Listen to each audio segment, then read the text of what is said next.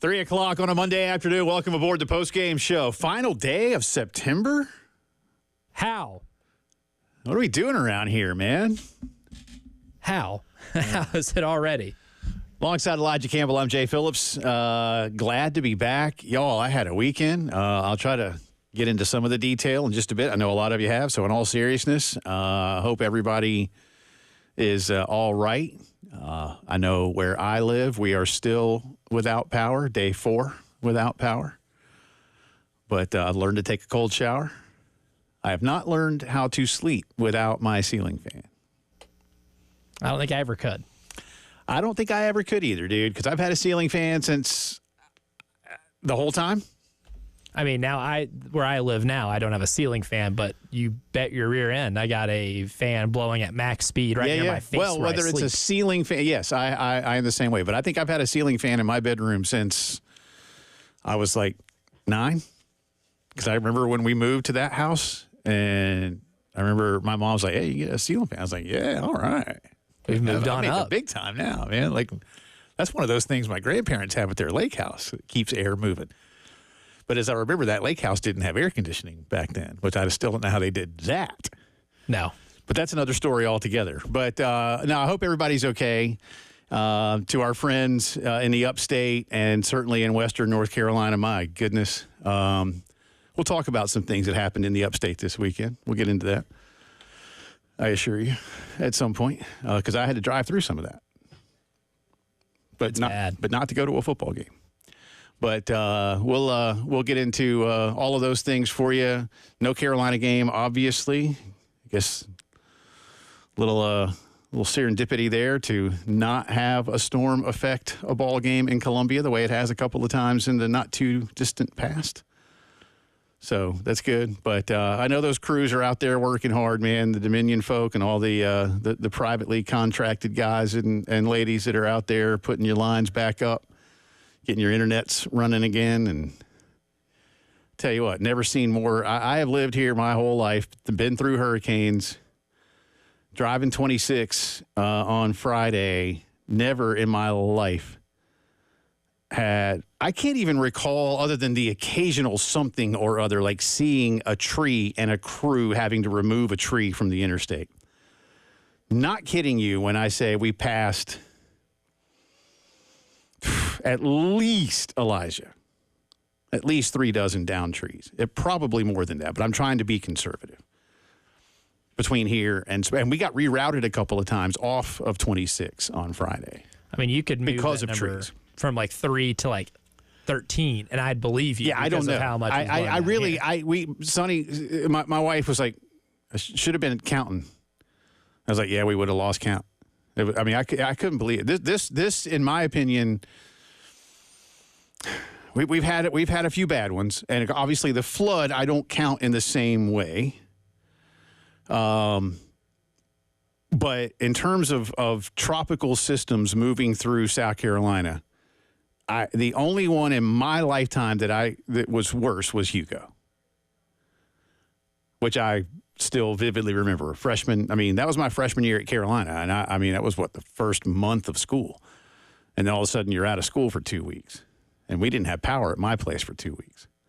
My mom got hers back on like 3 days, so my mom was kind of tired of me and all my buddies.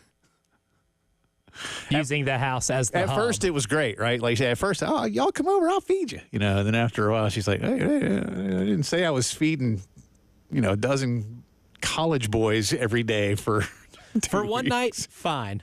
For a couple of weeks, that adds up. But it's been a scene, man. But, thank those folks that are working hard. I know it gets hard, and it gets frustrating for all of us. I'm raising my hand. But, they're going as quickly as possible, and we thank them for what they're doing. And, to all the cops and the, first responders and the National Guardsmen that are helping out. It's been quite a trying time. We'll keep you updated on a few things that are going on still across the state as necessary, and certainly some traffic things. The rivers are expected to crest at flood stage. There's some concerns, I know, about Columbia's water treatment center and things like that. I think everything's okay from what I understand right now, but there's concerns, keeping very, very close watch on a lot of that. But the river is as high as it's been since the flood. You know, in fact, a friend of mine, I haven't seen it, so somebody could confirm that it's about the same level as the flood, which surprised me. It's just we didn't have the rain.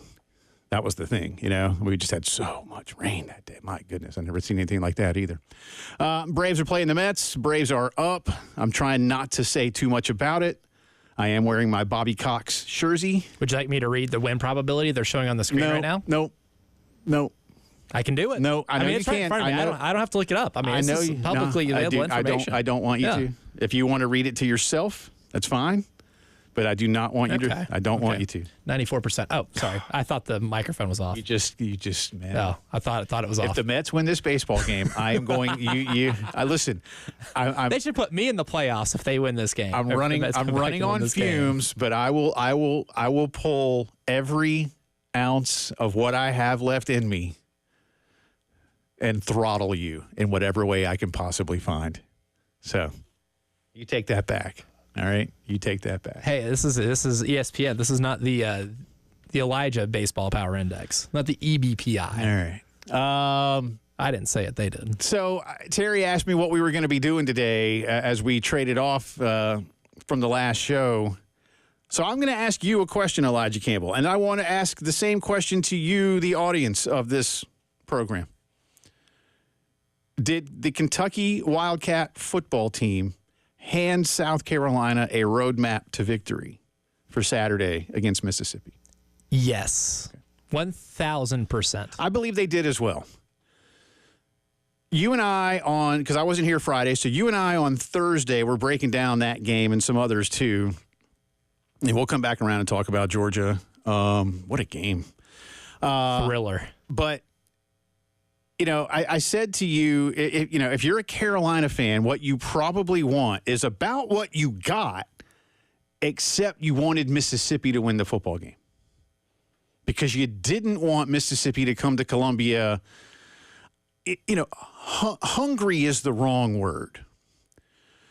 And I think desperate is too strong for the first weekend in October. So whatever emotion you can blend between the hunger to win, because I think everybody has that to some degree, mixed with a level of desperation, like we can't lose again. You know, in my opinion, you don't necessarily want that. Because then, and now that's what you got, though. Is the bigger issue now for South Carolina, question 2? If the answer to question 1 is yes, there's a roadmap. And I agree. Question 2 is, okay, South Carolina, are you going to be prepared to answer the same mental challenge that Mississippi has been presented? Because Mississippi believes they can win the national championship. I don't know that South Carolina believes it can win the national championship. Doesn't mean you don't want to win the national championship. Doesn't mean you can't ultimately get there if you go on some kind of crazy run. It's not out of the picture just yet. Just keep winning your games. Now, I'm not here to say, hey, that's what you got to go do. But I think that could be as big a challenge as the physical football challenge on Saturday. Will you be able to match what I believe Lane Kiffin will do to his team in terms of the mental challenge to go win this football game? Because they are good. You and I remember saying to you Thursday, so not saying I'm glad I'm wrong or whatever, but I was like, well, Mississippi's going to score 30 points. It's just a matter of what Kentucky can do about it. 30 points would be well over a point per minute of possession. Crazy. Basically 40 to 20, right? Mm-hmm. Basically. Was the split. So, that to me now, and by the way, Carolina's a 9-point underdog. Elijah and I were talking about that this morning. I'm curious to see where that number is Thursday morning, because you've told me before a lot of your pro money, if you will, happens now, and then it's the more casual gambler that waits till later in the week once they've seen news or they just finally get around to it or whatever. But the pros will go ahead because they like the early money line or the early betting line, whichever one they choose to. They know that's when it's at its best. Yeah. The sharps, if you will, are active early. I don't know why, and I could be dead wrong, but I got a hunch that this maybe drops like a point. But I would think it closes, and if it – because I thought it would be – if Ole Miss had won, I thought it would be like 12. You know? Yeah. That's especially what I was. on the road, yeah. It wouldn't be more than 15. Right. I was thinking 12. I was thinking not quite 2 scores, 2 touchdowns, if Ole Miss had won. But they didn't, and so that changes things just a bit. But there again, do the bookmakers look at South Carolina's defense? Do they look at what South Carolina did to Kentucky? Do they look at what Kentucky's now done to Georgia and Mississippi and say there is a, again, do they say there's a blueprint? Where, what's their logic in terms of where it is right now? So, but to me, yes, roadmap. Question B, can you answer the mental challenge that I believe Mississippi will be handed by their coach? I can't answer that until sometime around 8 o'clock on Saturday. The roadmap is simple. If you are able to move the ball well enough to limit the amount of chances, I'm oftentimes been a big proponent of time of possession being the most overrated metric in the sport. Still believe that. However, with that being said, if you're going 3 and out on offense and you're not at least getting your fair share of time, then Ole Miss can beat you that way. That's how they beat a lot of teams. They go fast, they play up tempo. They are a team that thrives on rhythm. And if there is a game in which time of possession would matter the most, it would be a game like this against a team that loves to play fast. The big thing, though, what Kentucky did was get Ole Miss off of the field on third down. Ole Miss's average third down attempt was less than 7 yards. It was a smidge over 6.5. Ole Miss was still 1 for 10 on their third down attempts. 1 for 10. If you're able to get them off the field on third down, you're going to have a really good chance to do that. And the Kentucky did that because of all the pressure they were able to bring in the interior of the defensive line. For the first time this year, you really saw Kentucky in a big game got to really flex the muscle of that defensive line. Maybe outside the Georgia game. The Georgia game, they were able to keep Georgia from moving the ball up and down the field on them. But Kentucky and South Carolina's defenses are similar, that they have strong defensive lines with good edge rushers. South Carolina has great edge rushers. Kentucky's are good. But Kentucky's strength is that interior part of the defensive line. Ole Miss, their offensive line was not up for that challenge. And that was one of the reasons why Ole Miss's drives started to stall out. Ole Miss only had 4 real possessions in the first half. 4. And on the first one, they marched down the field with ease and scored. They also had another drive in the second half where they got deep into Kentucky territory, into the red zone, and Trey Harris fumbles the football. They were 2 of 3 in the red zone. If they're 3 of 3 in the red zone, they win that game. They also shot themselves in the foot with a lot of penalties. There were a lot of things Kentucky did that forced Ole Miss's hand and made them play a game they were not comfortable with playing. They Iowa'd that game up in a ridiculous manner, just to put it, in fun, poking at Iowa terms. But Ole Miss also did not do themselves any favors. We're going to see what Ole Miss is made up of too, going into this game where they made way too many mistakes to lose that football game. Kentucky's game-winning drive, there were 3 penalties on third downs, 2 pass interferences, 1 holding in the end zone, that extended the drive for Kentucky and ultimately won them that football game. This is where you see if Ole Miss is mentally up for the challenge of being a national title contender, or do they see the ghosts that have plagued them and every year they're supposed to be a contender? Hit us up, 803-404-6100. Your thoughts on looking ahead to Carolina Ole Miss. We got a lot of college football, NFL to recap, keep you updated on the Braves and the Mets. It's getting a little hairy in the top of the 8th. I told Elijah not to say what he said, and right when he said it, it starts to get bad. You're listening to the Postgame Show.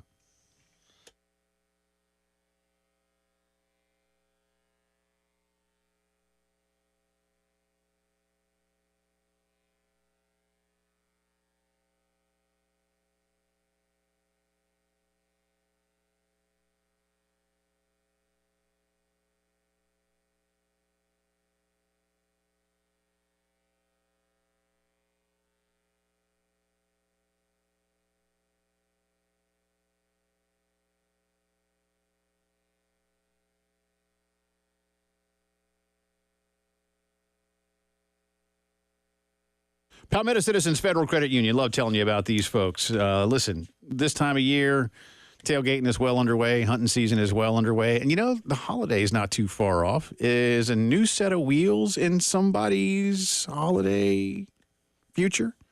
But you're going to be the one giving them the gift? Well, go to PalmettoCitizens.org and find out for yourself how much they can save with a new car or used car loan. Listen, they've got great rates on all new to 21 models. They can also help you out with some great options for older vehicles.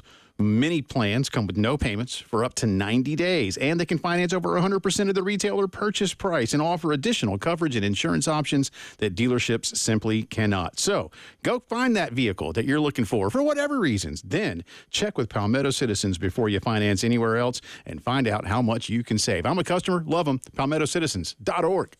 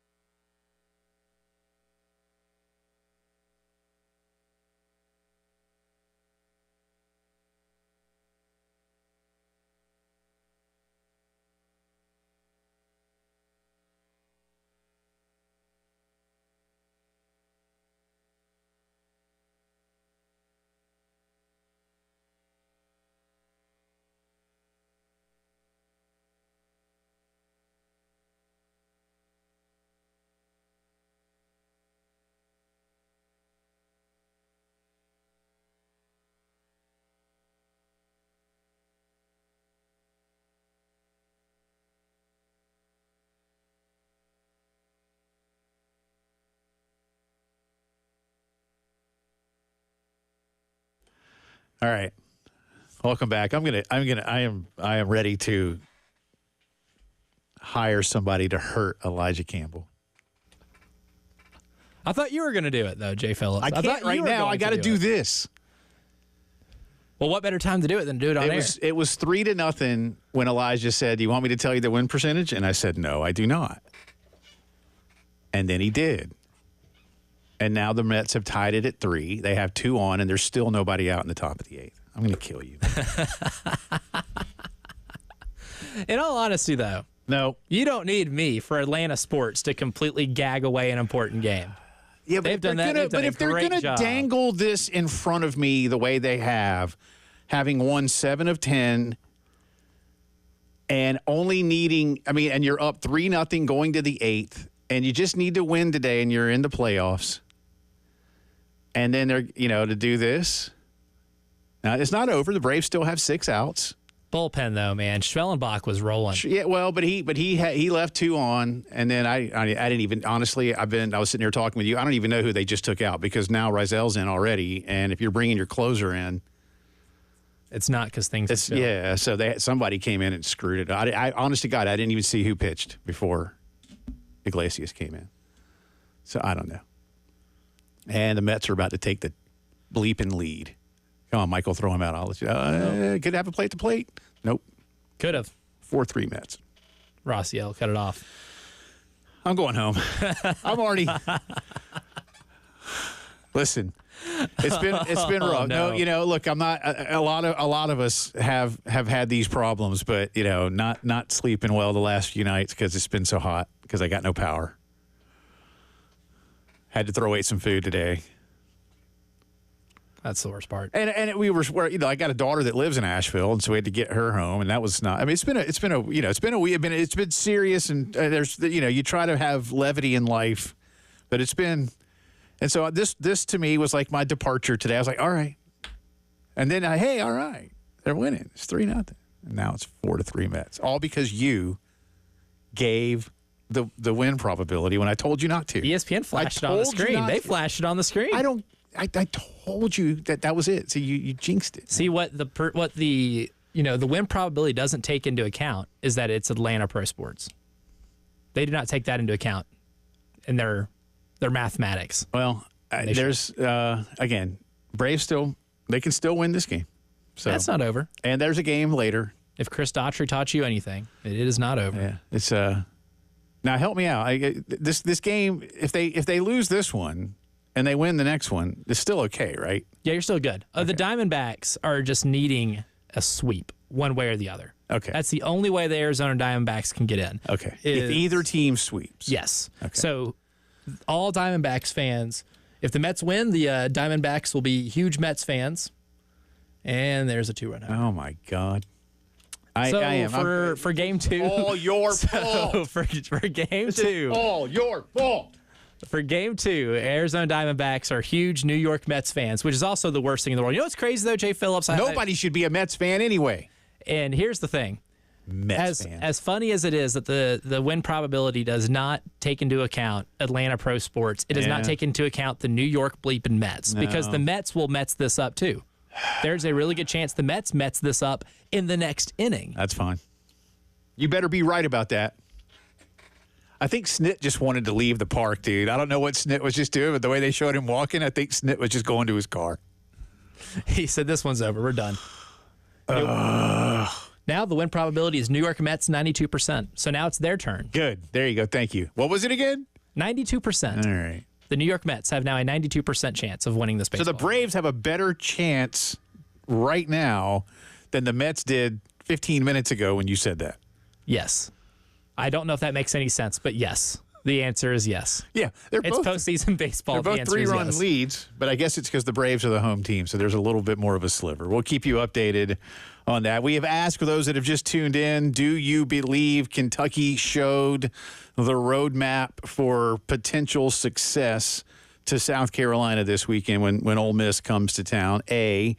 B, do you believe South Carolina will be able to match the mental challenge that I personally believe Lane Kiffin will issue to his team? Because Ole Miss now comes in here kind of backed into a corner. Definitely backed into a corner. Listen, given expectation. We know the 12-team playoff can offer a couple of reprieves perhaps. But it may well be that if you're like a 2-loss team, even out of the Southeastern Conference, is that second loss. Yeah, I mean, Ole Miss, I know they don't get Tennessee or Alabama. right?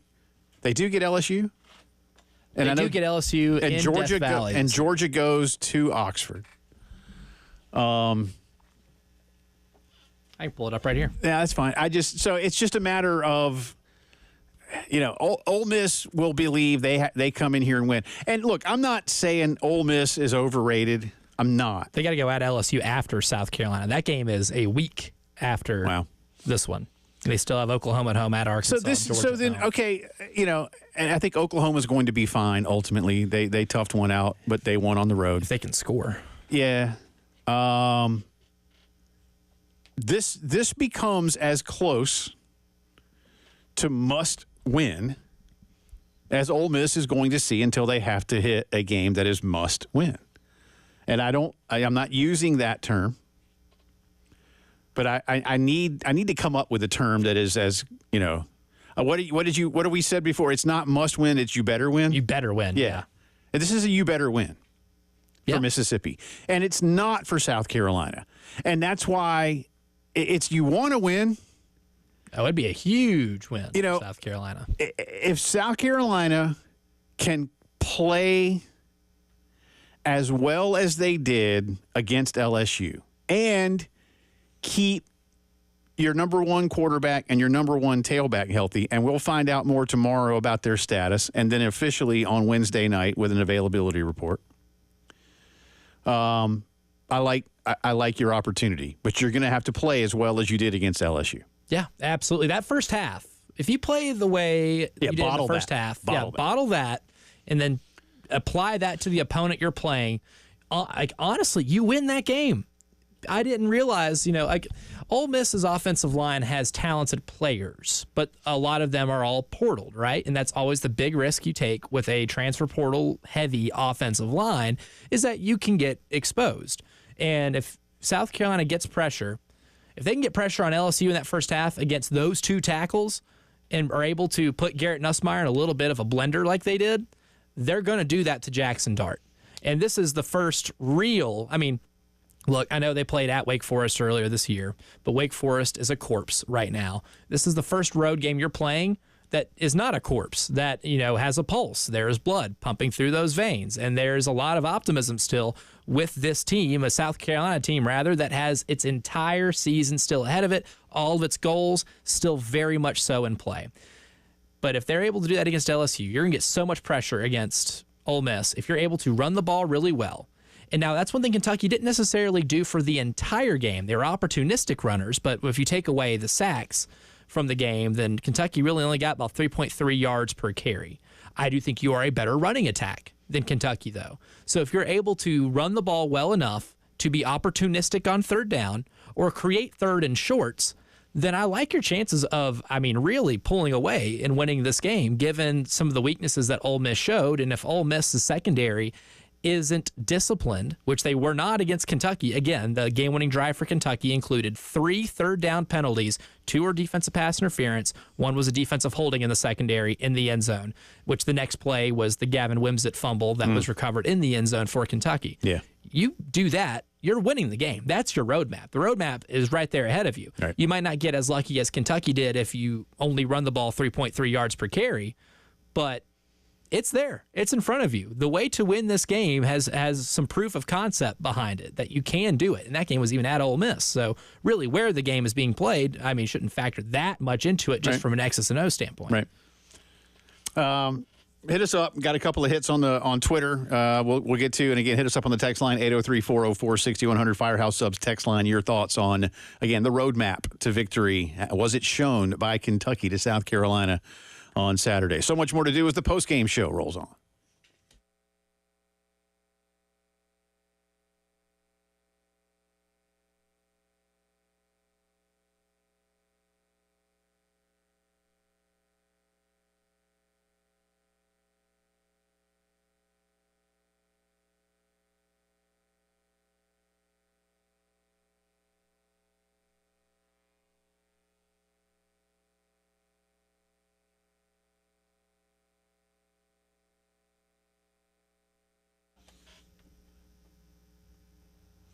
Look, folks, we are not far away from October.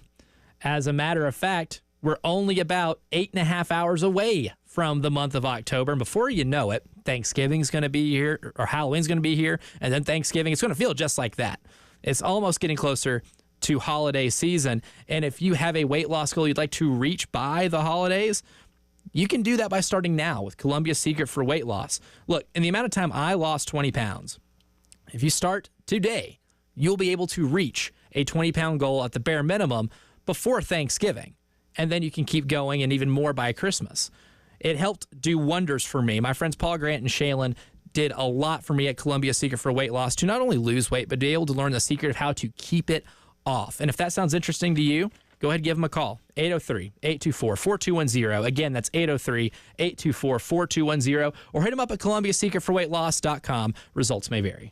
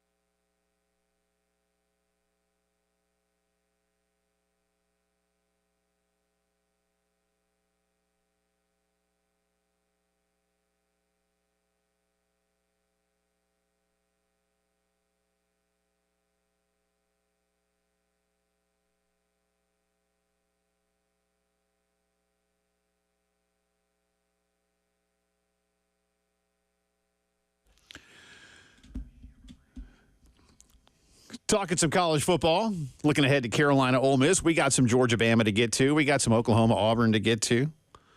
Clemson played on Saturday, and boy, does that have a lot of people in the upstate of South Carolina unhappy with Clemson University.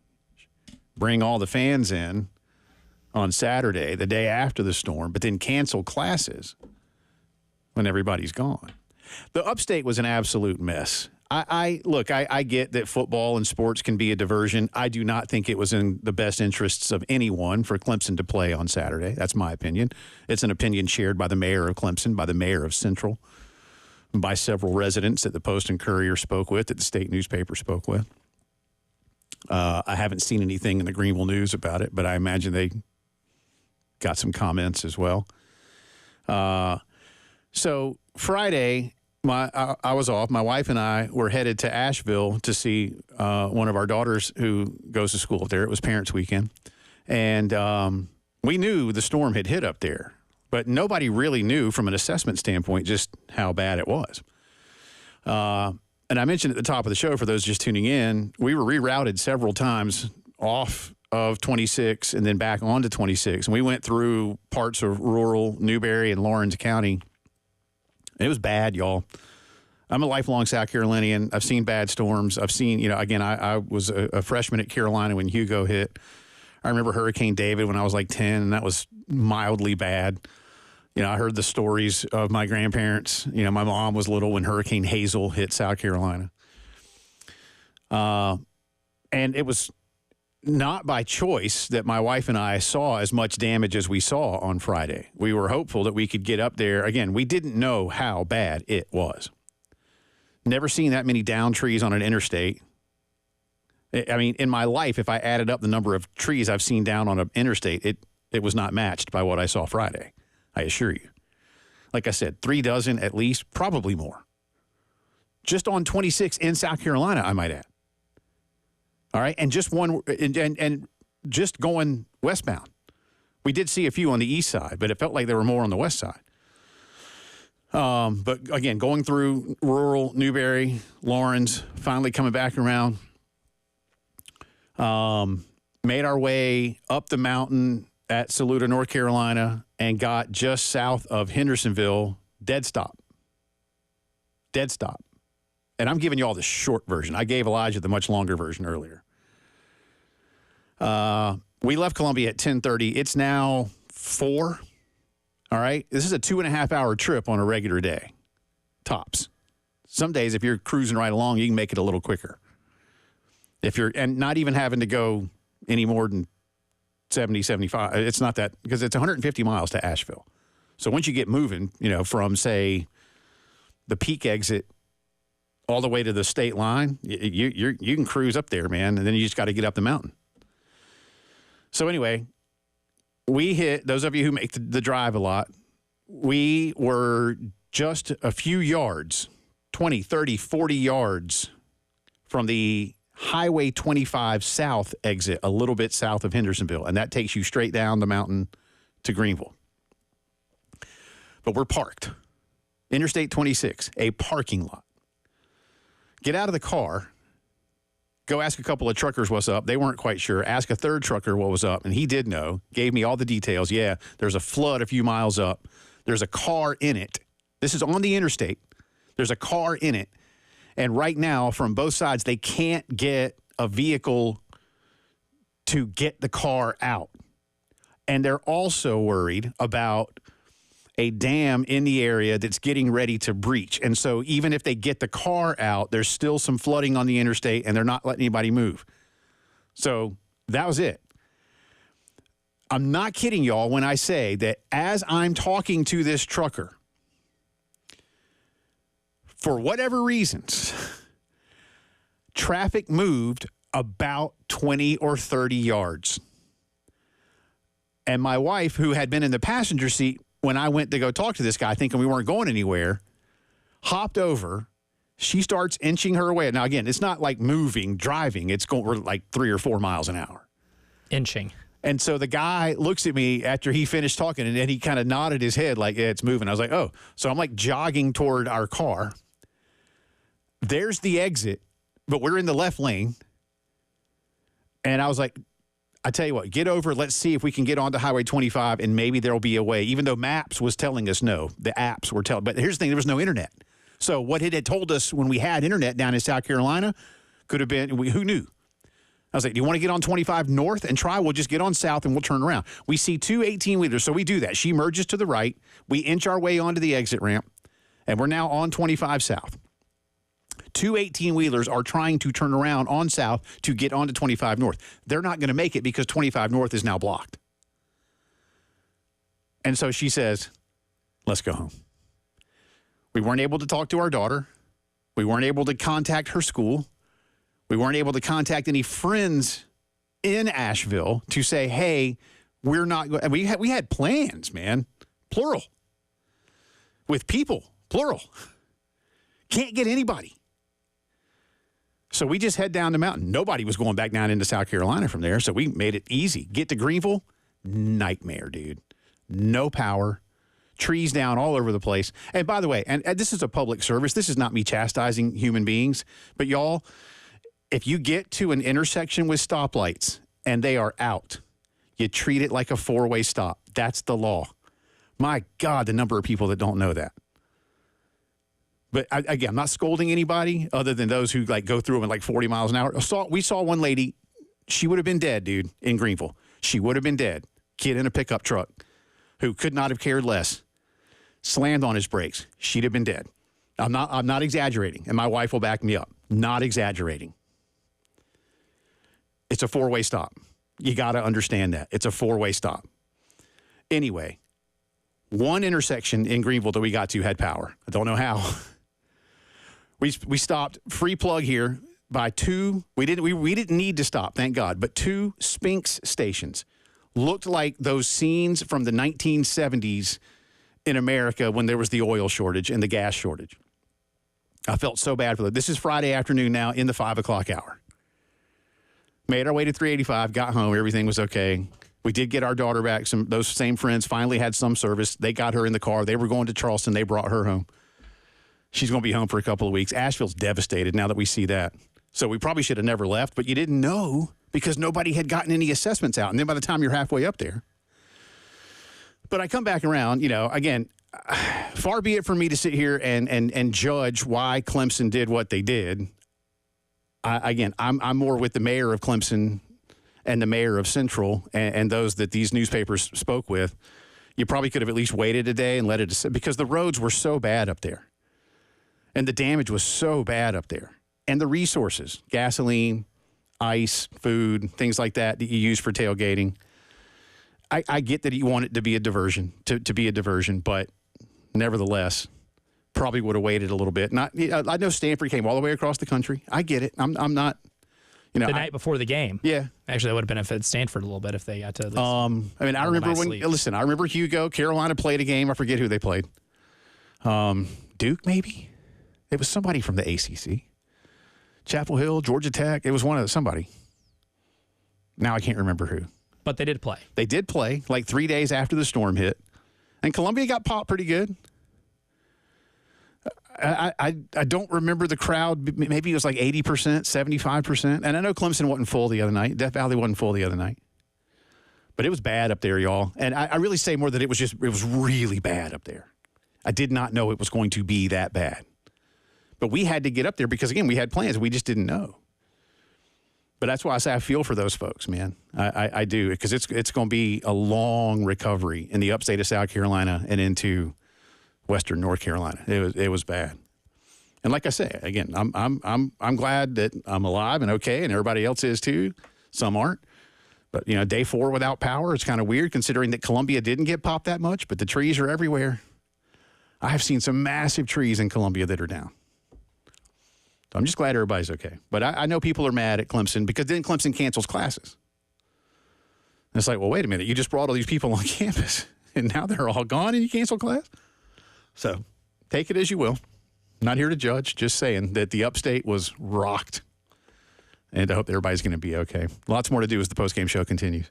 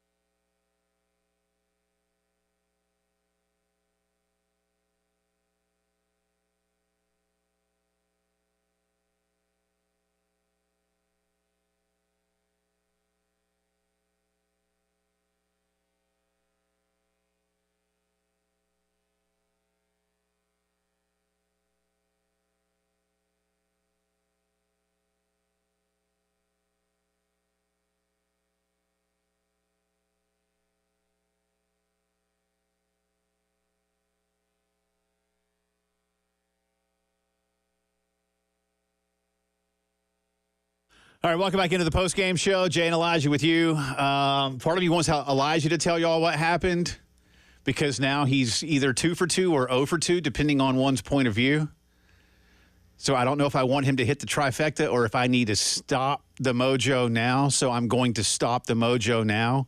The Atlanta Braves have just retaken the lead 7-6 on the New York Mets, down 6-3 going to the bottom of the 8th. The Braves plate 4, including a bases-clearing double by Ozzie Albies. Welcome back, Ozzie. We needed you, boy. How about that? I have so much by the power. way, who's the left fielder for the Mets? Like, dude, that was little league crap. This game should be tied. But he played that ball about as badly as you could play a ball off the wall. It's like, dude, no, you got to stop and watch it go. You don't keep chasing it when it's in the air. You knew you weren't going to catch it. You wait for it to carom, and you could at least have kept that runner at third, probably. And then the game's tied. Maybe. I mean, maybe Marcel does something different. Marcel Ozuna just struck out. So the inning's over, but the Braves have the lead going to the ninth. So 3 outs, top of the ninth. The Braves win this game. The Braves are definitely in the playoffs. I'm telling you. I can't handle. I can't underestimate. I got the too many Mets things going on, man. Metsing. That's what just happened. That's why you fear not when they go down 6-3 going into the bottom of the 8th, because the New York Mets still have to be the ones to get the final 6 outs. Yeah. And you know who's historically not very good at doing that? You know who's historically really great at drooling all over themselves? Tell me. When they need to come through a big spot? The New York Mets. 3 more outs. And then I can sweat the playoffs starting tomorrow. Tyler says they're going to San Diego no matter what. I was like, oh, okay. I don't want to go to San Diego. Are they really? I don't know. I don't know. CBS Sports Today said that. That's what I thought there was still a chance they could go to Milwaukee. Yeah, but they go to Milwaukee if they're the 5 seed. 5 seed. Which they go to Milwaukee if they're the 5 seed. No, the 6 seed, right? Because Milwaukee's the 3. Milwaukee's the 3. Yeah, they can still be the 6 seed, I believe, if they lose, if they split. Dude, I hate to say this, I would lose. Maybe I'm wrong. I think the Braves would rather play. I think they have a better chance to beat the Brewers than they do the Padres. The Padres are playing really good baseball, and you got to go tonight all the way out to San Diego, even if it's a really nice Delta charter. Let's get to Brian real quick, who wants to weigh. By the way, the Gamecocks played Georgia Tech after Hugo hit a few days later. They played Georgia Tech back in '89. Hey, Brian. Hey, Jay, listen, I happened to get back in the car and heard you talking about the upstate.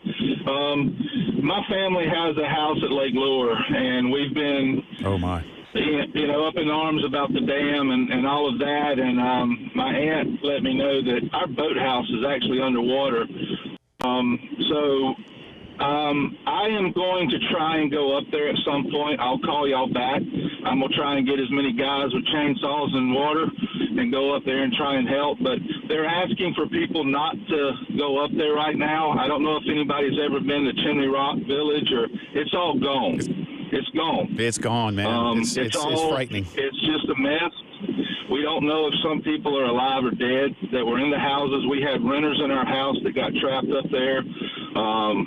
It's a mess. So people out riding around with their cell phones wanting to take videos, get out the way. There's already been 2 people killed because they got hit by a tree. You know, we use sports as a deterrent. You know, it gives us something to look at and have fun. But we need to worry more about people right now. Amen, brother. And I will give y'all a call back. Yeah, please do, Brian. I will give y'all a call back because I would love to put that out. And if anybody was willing to go up there with me and help, it's just it's a mess. Yeah. Thanks, guys. All right, buddy. Thank you. And that's why I was saying, you know, for all the traffic, for all the roads, and this is not, you know, to folks who love Clemson University, it's a beautiful campus. It's a beautiful part of the state. This is not a judgment. This is a lifelong observation. Even on the most perfect day to drive, Clemson is remote. That's not a knock. It's a fact. Clemson's not Columbia. Clemson's not Charlotte. Clemson's not Greenville. Clemson's not Atlanta. Clemson's not Charleston. It's not easy to get to Clemson even on the best day.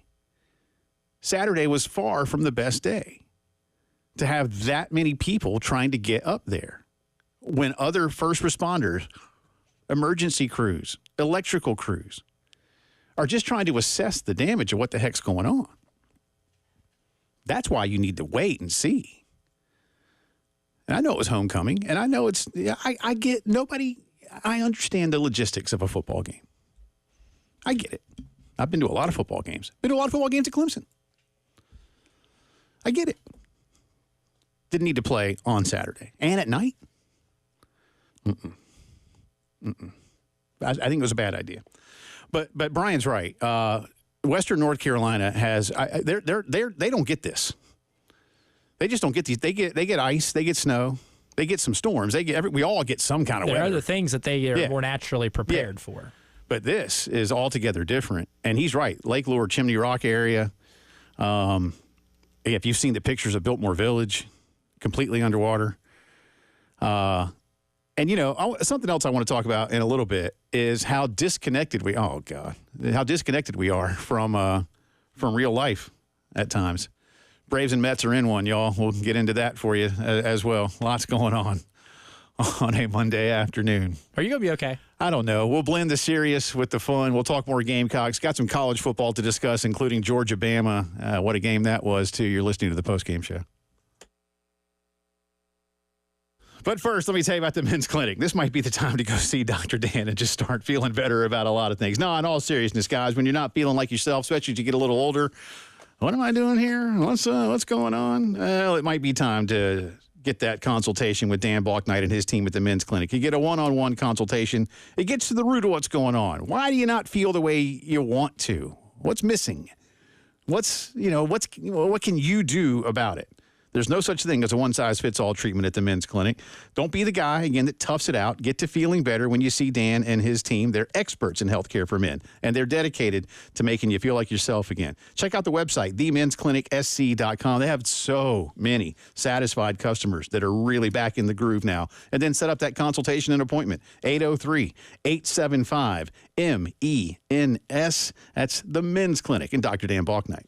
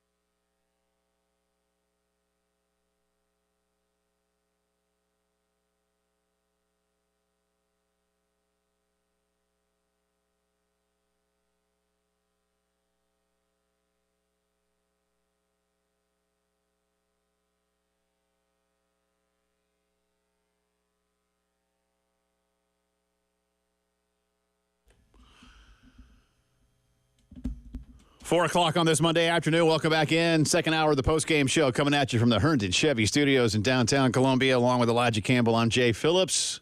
Thank you so much for being with us. 803-404-6100 to be part of the program. Phone lines, Firehouse Subs text line. Got a hit on Twitter about what we were talking about with the Carolina-Kentucky game.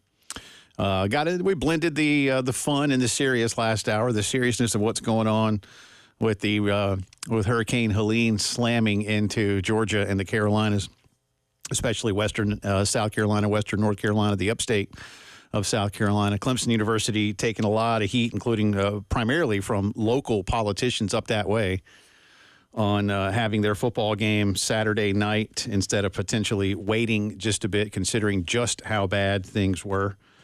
And again, very different when you have a game in Clemson than when you have a game in Columbia or Raleigh, places that are a lot easier to get to. And even then, Carolina, what was it, 20, I forget the storm name now. Carolina, Georgia was moved from a Saturday to a Sunday just to make sure. You know, I still remember I was telling Elijah a story off air. I remember a guy calling livid that Carolina and UGA and the SEC would get together like on Tuesday and say that they were going to move the game to Sunday. Why don't they wait? Why don't they wait and see what happens?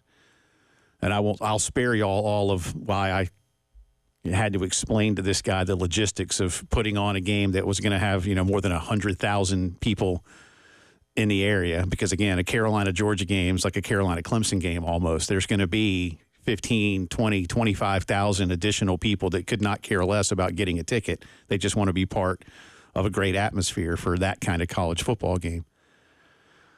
And I remember concluding the call with something to the effect of, what you need to do, bro, is go outside and yell at the hurricane. All right? That's who your gripe is with. I mean, go yell at the hurricane. And let me know how that works out for you, I might add. Old man yells at cloud. Braves are down 8-7, one out, nobody on. Matt Olson just popped out to shortstop. It's a doubleheader. Braves lose, still a chance. Again, Braves lose game 2. Should they lose this? And again, let's just come back and win this one, and it's fine. A win in the 2. Braves go to the playoffs. It's that simple. Braves get swept. Braves do not go to the playoffs. It's that simple. I can do math when it's easy math. Yes, this is fairly. If you tell me you got to win a game, you get 2 chances to win a game. I like those chances. But I liked them better when it was 3-0 Braves, and I liked them okay when it was 7-6 Braves. It's now 8-7 Mets, bottom 9. And again, one out, nobody on. Would you like me to read the New York Mets win probability? No, sure. Right now it is 87%. Okay. It's better than whatever it was, 92. Per ESPN. Both teams have had win probabilities of 92 or more in the last 2 I think the ESPN computer is like, what's the professor's name on The Simpsons? And he has like the Gambletron 2000 that says like Cincinnati is going to beat Miami like 237-0.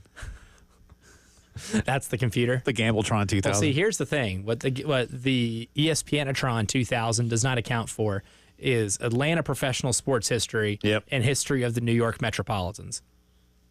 I think that is where there might be a little disconnect here, because that is how both of them end up losing win probabilities of that much. Again, just win the game, okay? That's all. Just win the game. I'm not asking a lot. Just win the game. Don't lose the game. Win the game. I'm not asking much. Trent Dilfer said it best. You can't win in the NFL if you're losing. You can't lose. No, you can't lose in the NFL and win. That's it. Yeah, that's it. Yeah. Messed up the verbiage there, but the sentiment remains the same. I knew it. Yeah. Speaking of winning, you know who didn't lose at all this weekend in the Wild Card Showdown? Elijah Campbell. Give yourself a golf clap. Yeah, where's you deserve. If we had something louder than the golf clap, I would be here for it. But give it up. Elijah Campbell goes 5-0, picking correctly the Bama. Well, you had Bama. I think you had Bama outright. Yep. But spread is 1.5. We play against the spread. Our spread was 2 on Thursday. I think it closed. Yeah. You had Illinois to cover the spread. They did. You had Minnesota to, I think, did you pick Minnesota to win? I did. It's to cover the spread, 2.5, but they did win the game. We all picked the Chargers to cover the spread. Woo, 7.5. Yeah, saved by the hook, baby. Right. Saved by the hook. And Elijah's wild card game was Kansas State over Oklahoma State. He had K-State covering the 5. I think they won by 20. Yeah, 34-13.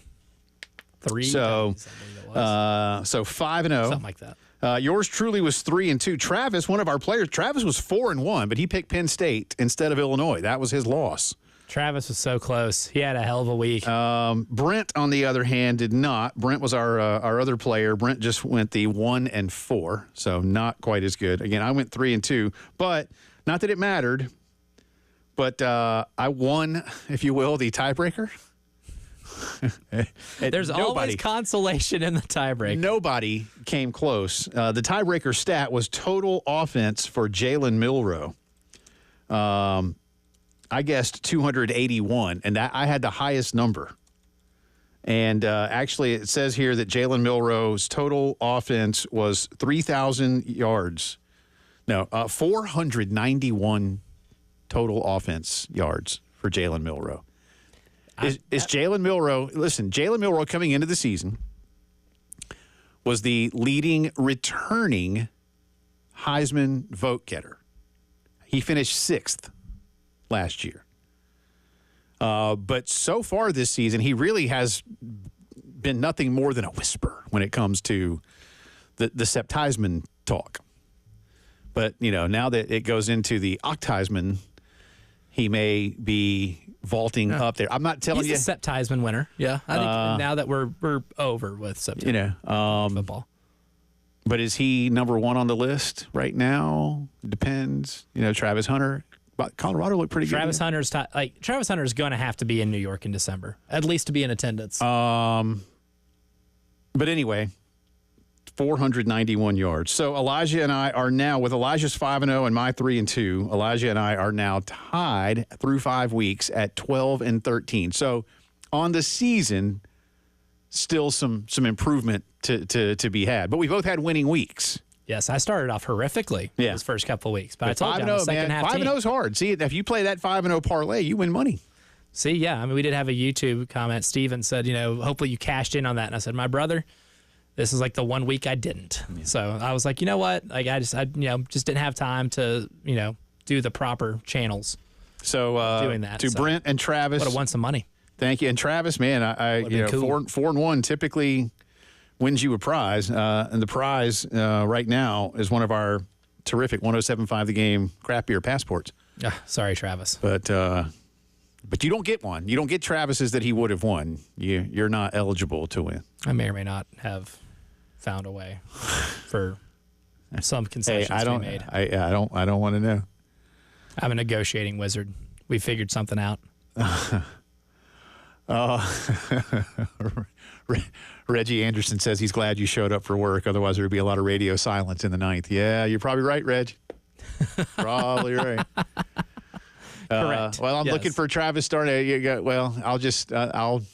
I'm not supposed to commentate on live sports, so I'll have to be careful here. But there are two. It's Deuce's Wild right now. Well, not really, because there's only one on, but he's on second base. So runner on set. Eli White's on second base. 2-2 count, 2 out. It's 8-7 Mets. Again, this is game 1 of a doubleheader. If you're just tuning in, both will be played. The Mets have an 86% win probability. 86. The Mets secure, if they win, whoever wins this first game secures their spot in the postseason. It's a matter of what might happen next, and a little dribbler to shortstop, and the New York Mets have won the game after the Braves were up 3-0. So the Mets are in the playoffs. So now the Braves, and this is a quick turnaround. So the Braves, they'll have 30 minutes here. Braves must win game 2 to make the playoffs. They win, they're in. They lose, it's the Fighting Christian Walkers and the Arizona Diamondbacks. Again, this has been such a trying season with all the injuries. You get Ozzie back, you get Michael back. They're both hitting well right now. But you it didn't. I don't know. And now I don't even know. I was under the impression that Chris Sale, that now you got to start Chris Sale. Now, here's the thing. Did you prep Sale to start today? Always. Stay ready so you don't have to get ready. You prep them that in case you have to use them. And if you don't have to use them, then that's fine. Do the New York Mets, and this is me wishing it into existence, I can't really ask you this too seriously. I am now being pure fan, but I'm trying to sound objective. Do the New York Mets go, screw it? No, they're going to want to keep the Braves out of the playoffs. They hate the Braves. Yeah, there is something on the line for them, and that is being the team to end the Braves season. To not let the Braves make the postseason. Yep. Because the Braves have been in the postseason, 8 straight years or whatever it is? Yeah, the Mets would love that. Grimace would be so happy. Apparently Grimace was there today. Did you see him in the stands? Well, that's why they won. Yeah. Oh, geez, somebody beat that thing up. I don't wish violence on people, but... Well, Grimace isn't a person. John says this game is trying to top Georgia and Alabama from the other night. Also, Jay, can I still take you up on your offer from the top of the 8th? What was that? Is that when I was going to beat up Elijah or have Elijah killed? I'm not going to actually have Elijah killed. Very disappointing news for most of you. Sorry for the haters. I enjoy very much working with Elijah. He has been fantastic in the near year that we've been working together. So I do not wish Elijah permanent harm. I spoke it back into existence. You did because I did say what the Mets win probability was. But I will say, I might wish you some temporary harm. I might step on a Lego with my bare feet in the near future. You may. Very possible. There may be a scorpion in your car later. Maybe. Or maybe a water moccasin. My life. Might be easier for me to get a water moccasin than a scorpion. I will live my life A-okay because jinxes aren't real. No, I agree with you, actually. But you did speak it back into existence, just in case. Just in case. I mean, in all honesty, the Mets did have a 6% chance of making that comeback. A 6% chance, which is not zero, by the way. No. I know we're not great at math on the show. No. But 6 is not zero. As a matter of fact, it is greater than 0. Then John replied to his own thing and says, I want this day to end. I know what he means. This has been a hard season for Braves fans, man, because, again, you know you're better than. And I was even talking to a buddy this weekend, like, I just know about the Braves. And I was like, no. The Braves can pitch. Now, today they didn't. Well, Spencer did. Spellenbach, not Strider, obviously. The Braves can pitch. And if the Braves can get into the postseason, I like the opportunity because they can pitch. And you do have Michael Harris and Ozzie Albies back from injury and getting going at the plate. I like that. But now you got to go win this game. Michael Geddes hit me, and I guess I was smiling earlier, and he got a screenshot of it, and he says he should not have said anything. Well, it's okay. We'll get there. One more game in just a little bit. All right. But congratulations to Elijah Campbell for going 5-0 in the Wild Card Showdown. Got a couple of hits. Again, I've thrown out a question for you. More of a thought exercise, two-parter. A, do you think, Carolina football fans, that Kentucky showed Carolina the roadmap for success against Mississippi? B, do you believe South Carolina can now match the mental state that I believe Ole Miss will be in? Not necessarily a must-win game, but it's a you better win game or a can't-lose game. Can Carolina play like that mentally and match what Ole Miss will bring to Columbia Saturday at 3:30? We'll get into all those things, more on the Georgia-Bama game, too. You're listening to the Postgame Show.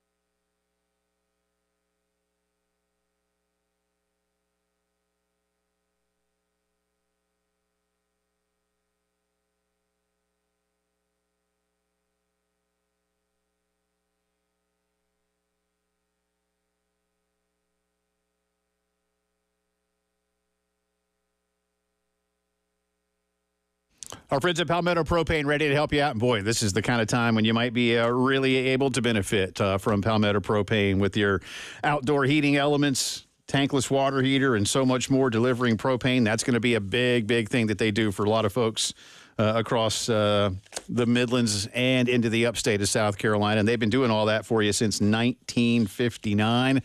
As the holidays approach, make sure you get into a Palmetto Propane Hearth and Patio Home Store showroom. Premium brands of top-of-the-line gas appliances, gas logs, fire features for outside, lanterns, generators. Boy, again, big help right now, fire features, and so much more. They've got them all across the I-20 corridor from Aiken and Augusta to right here in Lexington, West Columbia, and the great folks over in Batesburg. Check them out online for any and all of your propane needs and so much more. PalmettoPropane.com.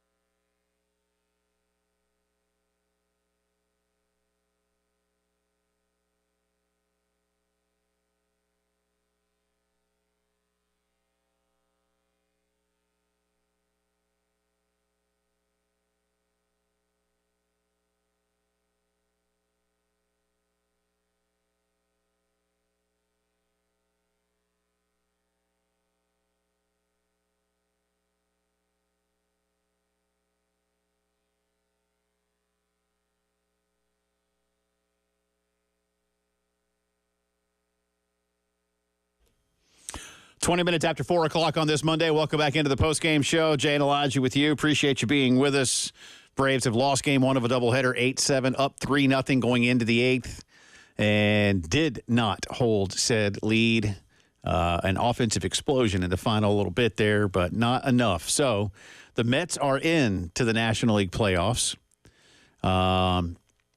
If the Mets win Game 2 here in just a little bit, then the Braves are eliminated. And Arizona will get the last spot. So, Seawalk and those guys made the World Series last year. And on a miraculous run. I have made no secret of the fact that I'm a huge Christian Walker fan.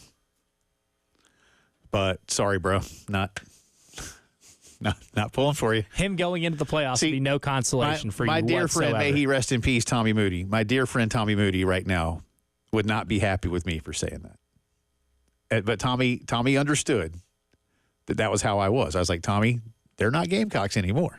And if they're going against my team, it's that easy. Sorry. It's that easy for me. I am a massive Atlanta Braves fan. Massive. So that's it.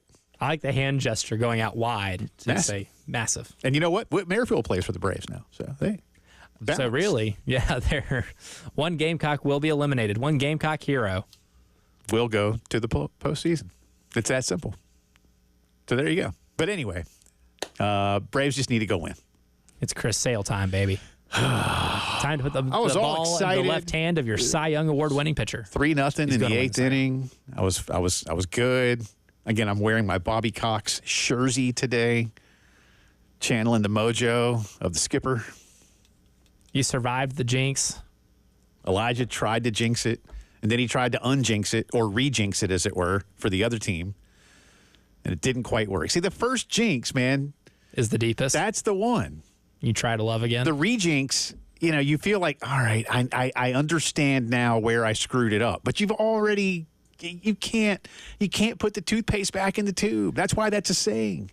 I actually did, though. Yeah, but you didn't get all of it. Because now you got a little bit of the toothpaste like on the rim, and then when you put the cap back on, it squeezes out, and you're like, oh, I didn't get all of it back in. I corrected I'm not even calling it a mistake because that was fun. I'm not going to lie. That was having all that power at the tips of my fingers. Is way too much fun. Again, we're doing a lot today, and we do have very serious things going on. So let me do this real quick. To our buddy Brian, who called at the end of the hour. Brian's a, dare I say, when I say a long time, he's been calling us ever since we've been on the air. Wonderful human being. Brian's got family and some property around Lake Lure, and asked if there were folks that would be willing. He was kind of putting together a volunteer crew to go up because there is still search and rescue and other things that need to be done up that way. And we just had someone call off air. Brian, call back if you're listening. Anybody that knows that, I know Brian's a very popular name, but y'all that might have heard him and you know who he is. And Brian comes out to a bunch of our shows. Again, great dude. Call back, hit Elijah up, and if you really want, we've had a few calls, Brian. The reason I'm saying this, we've had some off-air calls that want to take you up on this. And so if we can be that medium to help put 2 and 2 together, we want to do it. And Brian, if we can put your phone number out, depending on what you want to do, you can tell Elijah if you want us to put it on the Twitter feed. Whatever we can do to help. Brian made a great point, too. A lot of folks just want to go gawk. Please don't go gawk. No. Because there's still some parts of Western North Carolina, especially, that they don't know yet. And again, one of the things I wanted to say earlier, too, and again, this is not me chastising anybody. This is just the life we all lead. And when I say we, I kind of mean humanity. I was telling y'all earlier that my wife and I were traveling up to Western North Carolina on Friday. We did not, at the time, we knew the storm had hit, but we did not know how bad it was. And as we got closer and closer and closer to the mountains, we knew that it was worse and worse and worse. But one of the things that was really hamstringing us, if you will, was the complete lack of cell service. So our Maps app had routed us, a couple of times and rerouted us when we had internet service in South Carolina. By the time we crossed over from Spartanburg County and got to the bottom of the mountain near Saluda, North Carolina, we had no more service. And so, it got to a point of like, how is this any better than anything in the past? Like, it's better for all of us. And again, we all love our phones. I remember the first time I got my iPhone, I was like, man, this thing's going to change your life. And that was, 15 years ago, whatever it was? I forget how long now. Longer than that, I guess. And it does. It has changed our lives. You got a question, blip, blip, blip, get an answer, I mean, the phone is like the 10th thing on the list of what our phones do. But when it can't help you at all, what good is it, right? And I'm not saying we got to go back to the old ways, but it's really not any different. It's kind of relative. And what I hope for disasters like this is that people that are smart, again, disasters that could happen in America, in Europe, in Asia, in South America, wherever they might be, what can we do? And I don't know, like for instance, I saw an AT&T thing not too far from my neighborhood that I guess was some kind of like mobile hotspot, if you will, when towers are down. How many of those can be put out like in advance of a storm to try and help at least to some degree? And I realize it could be overwhelmed really quickly, but I-26 was a parking lot in Henderson County. But and things like that happen down here. Again, some of the roads, as I said earlier, we got rerouted through rural Newberry County, through rural Lawrence County, into Spartanburg County again before we got back to I-26 on Friday afternoon. We had a daughter up there. That's what we were trying to do is get her. And, I don't know. I don't know what I'm proposing per se other than how different is life than when we had the telegraph. Or, old landline telephones. If you can't get through, does it really matter? It's all kind of relative. Again, I love my iPhone, and I'm not getting rid of it and wanting to go back to, anything older. But it's frustrating when and you can't get through. And the companies that provide our service don't want that to happen, obviously. But it's just one of those thoughts that I had the other day. But again, Brian hit us earlier, and a lot of you would want to take him up on that and called in. So thank you to all. And I hope we get rid of, look, the river here is getting ready to crest at more than 30 feet. The city of Columbia has said, by the way, that everything looks good right now. Again, they're keeping a very close eye on the water treatment plant, but right now there is no boil advisory, and everything should be okay. But I think there's some rumors can fly really quickly. And yes, I know that the water treatment plant sits at a very low point down on the river, not too far from Williams-Brice and Heathwood Hall School and things like that.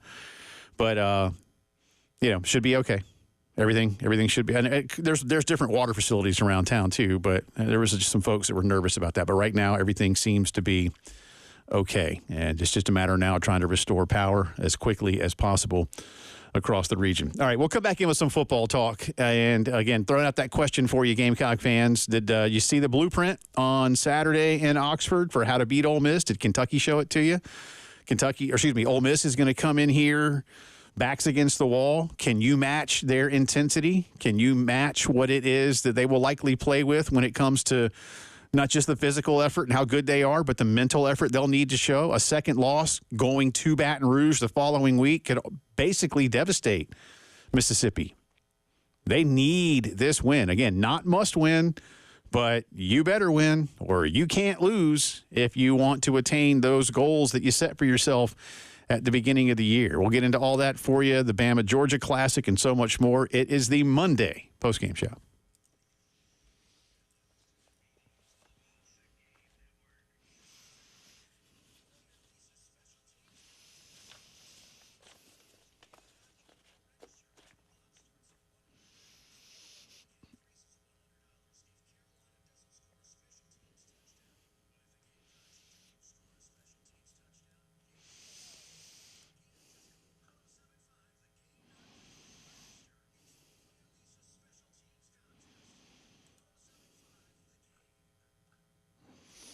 Football season upon us. How are you watching some of the classics, the instant classics from the other night, especially the Georgia-Bama game or that really good Oklahoma-Auburn game or Kentucky holding off Mississippi, whatever it might have been. Even some good ones in pro football yesterday.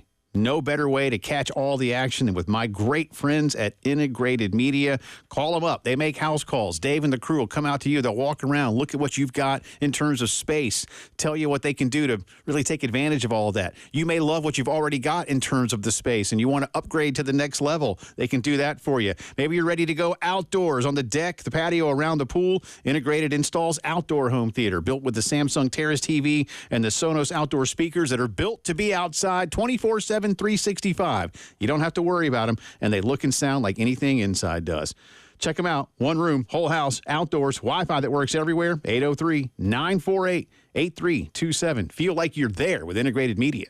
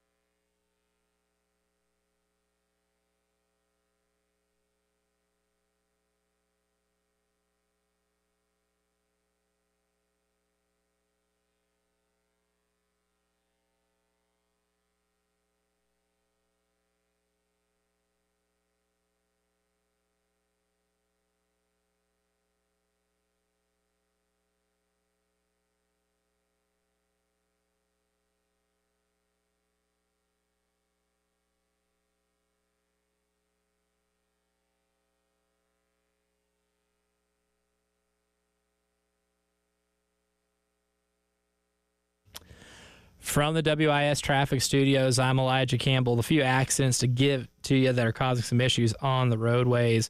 We do have an accident that's been cleared. That was on 20 westbound near Fairfield Road and exit 70.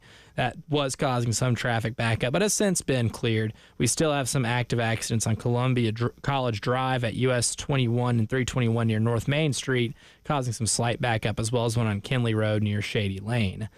We also have no other accidents to report, but just be careful driving around due to some of the damage caused by Hurricane Helene over the last week.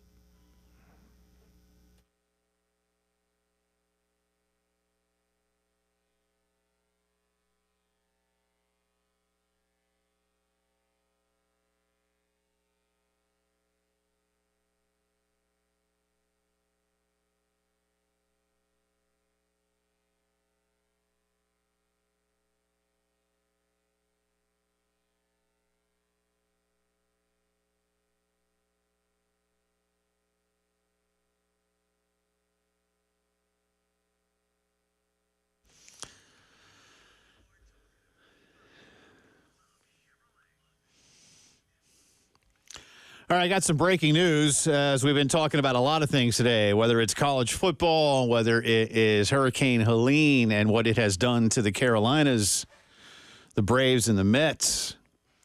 And I have Braves news, and it is not good news. It has just been announced that Chris Sale, who is likely to win the National League Cy Young Award this season, has been scratched from the Game 2 doubleheader start against the Mets, which first pitch is about 5 to 10 minutes away. Alex Anthopoulos is speaking to the assembled media now. The Braves, well, he's really more than just the GM. He's like president of operations or what. Anyway, Alex Anthopoulos is talking because Snit is not doing post game in between the doubleheader. And he's the one that announced it. Chris Sale has back spasms. Don't know when they figured this out. I mean, this is really odd timing. I mean, I'm not. I don't. He didn't miss his last start, did he? Well, it's no. Or leave it early. They kept pushing him back. So basically, he didn't make. He was going to start against New York, I guess, either Wednesday or Thursday. I forget which game now. I think he was going to go Wednesday, and Max was going to go Thursday. But then those got rained out because of Helene. So he hasn't pitched since then. He didn't pitch against Kansas City, obviously. Max did, and the Braves took 2 of those 3 this weekend. And they scheduled it today on purpose. You and I were talking about that this morning. And for those of you who didn't know, Spencer Schwellenbach started game 1, and the hope was he would pitch well, and he pitched brilliantly. But the Braves bullpen blew it today.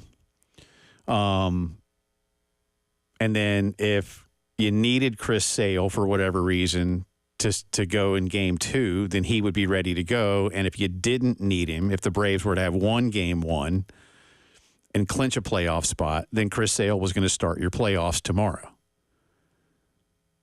And now Chris Sale has back spasms. So Grant Holmes, Conway's own, Grant Holmes will start. Grant he started 6 games. In his last, he's got a 3.49 at home. He's got a 109 whip at home. He pitched an inning and 2/3 yesterday. Oh, Lord. This is an opener. You're basically throwing out an opener. Yeah. And you're going to try to glue it together. Yeah. I'm just really curious to know when Chris Sale informed them. That's what I'm saying. Because this is bad. Because usually that information, if this was told last night, the night before, that, he's got back spasms, he might not be able to pitch. I'd love to hear what Alex is saying, and I'll try to see what DOB or some others are saying on Twitter about this, David O'Brien. But that's insane. Man, I'll find out some more. Real quick, someone I do not know, but just hit me on Twitter, named Matt. I was talking about how to get, better service, and apparently the new Apple iOS 18 has a satellite messaging feature that will be attached to it. So that could definitely help in times like this when there's no cell service. So something to be looking forward to. He said, please send this out on the radio. I'm worried older folks don't know how to use it. So if you are someone, regardless of your age, that has iOS 18, which I do not yet, do I need to get a new phone for that? Like, I don't know. I mean, you can probably just update or do the update on your phone. I don't know if this phone will let me do that or not, but regardless, I will. I'm happy to get it out. So yes, Matt, I get it out on the radio. iOS 18 has satellite messaging, which is a very good thing. So again, whatever we can do, man. We have reposted that on our game feed as well. There you go. So thank you, Matt. Appreciate that.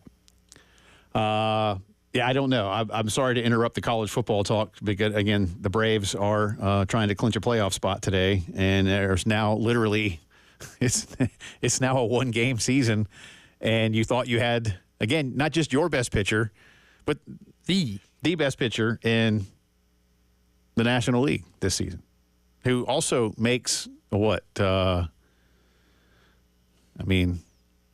don't know, for the season anyway. About $1 million a week during the season. Yeah. Back spasms. Get him. What is Shaq? Icy hot? Give him some icy hot. Take some ibuprofen. They better be some awful back spasms. They got if it's going to keep you out of this game. Yeah. Professional massage therapist back there. You're saying you can't pitch? Or it's going to be uncomfortable? Give me an uncomfortable Chris Sale. He's still better than 90% of the pitchers in baseball this season. An uncomfortable Chris Sale is still really good. And angry Chris Sale is really motivated too. Look, I'm not saying he's dodging it, but I mean, yeah, you're It's odd. You better be like screaming in pain, like you got a kidney stone or something. There was no inkling of this at all. Like, this is a blindsiding type like news that just broke for this game. I mean, there was zero expectation. I don't think anybody had a slight clue that Chris Sale wouldn't be good to go if they were to lose the game. David O'Brien, again, longtime Braves beat writer. Chris Sale has been scratched due to back spasms. Alex Anthopoulos just announced Grant Holmes will start game 2. Sale is not an IL situation, Anthopoulos said. Sale, I guess this is through Anthopoulos. Sale said it's bothered him some, beginning with his recent start at Cincinnati, but that he was ready to pitch this week, and it only worsened when he ramped up preparations Sunday.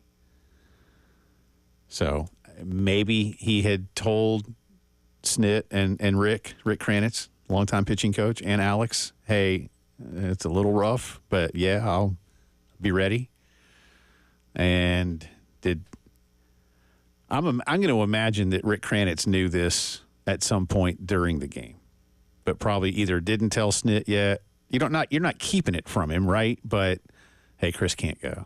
And then you've got to decide how to manage your bullpen the rest of the way. And again, Grant Holmes pitched yesterday. But you're right. If you can get 3 innings out of Grant Holmes, then you'll just take your chances. And I do not know who the Mets are sending out on the hill.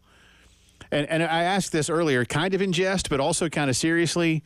Like, do the Mets just go, yeah, because now the Mets are in. Do they exhale and just throw whoever in an effort to not throw good arms? How deep is their vendetta here? Yeah, but at the same time, the Braves and Mets hate each other. And it may not be as venomous as Yankees, Red Sox, or Giants, Dodgers, but it has become a thing, and they don't like each other. You know, the Mets and Phillies hate each other, the Braves hate the Phillies, and the Braves hate the Mets. And the Mets would love to keep the Braves out of the playoffs, but the Braves may be kept out of the playoffs by a Mets team that's like, instead. Like, they would like to do it, but I got to think, and again, am I wishing it into existence, speaking it into existence, by saying, while the Mets would love to keep the Braves out of the postseason, now that the Mets have clinched their spot, they will not be sending as many quality arms potentially as they would have otherwise needed to send. Now you do not need to send. You may want to do it, but want and need are very different things. Life lesson. So I'm just speaking it into existence that while they want it, they will not do all they can to prevent the Braves from winning this game. But you made a great, how strong is the vendetta? Are they in that locker room right now? Like, good job, everybody. We're in the playoffs. Now let's get extra motivated. Human nature would say they hate that the there's Braves, an emotional letdown, yeah. though. Because you won that incredibly emotional game to get yourself into the playoffs, an up and down roller coaster game. Yeah, I mean, you saved your season in 2 innings. Yeah, you tied it in the 9th. You took the lead in the 8th. You lost the lead in the 8th, and you retook the lead and won the game in the 9th. So it was emotional. Yeah, I mean, again, I'm speaking it into existence. All Braves fans need to do the same thing. Right? Something like that. All right. But Chris Sale, scratched, best pitcher in the National League, back spasms, will not start today. Now, again, can you get him on the massage table and into the ice bath and into whatever else you got to go do? And again, get Shaq to walk on his back, man. I don't care. Oh, that might kill him. I think he'll be out a little more permanently. Well, all right. Something. But I love the creativity. I love your enthusiasm. Because if they do win, he needs to pitch tomorrow. He's got to fly on an airplane. Just do what Mr. T used to have done to him on the old A-team. Just knock him out and fly him and just drag him into the series. Oh, gosh. More of the postgame show coming up.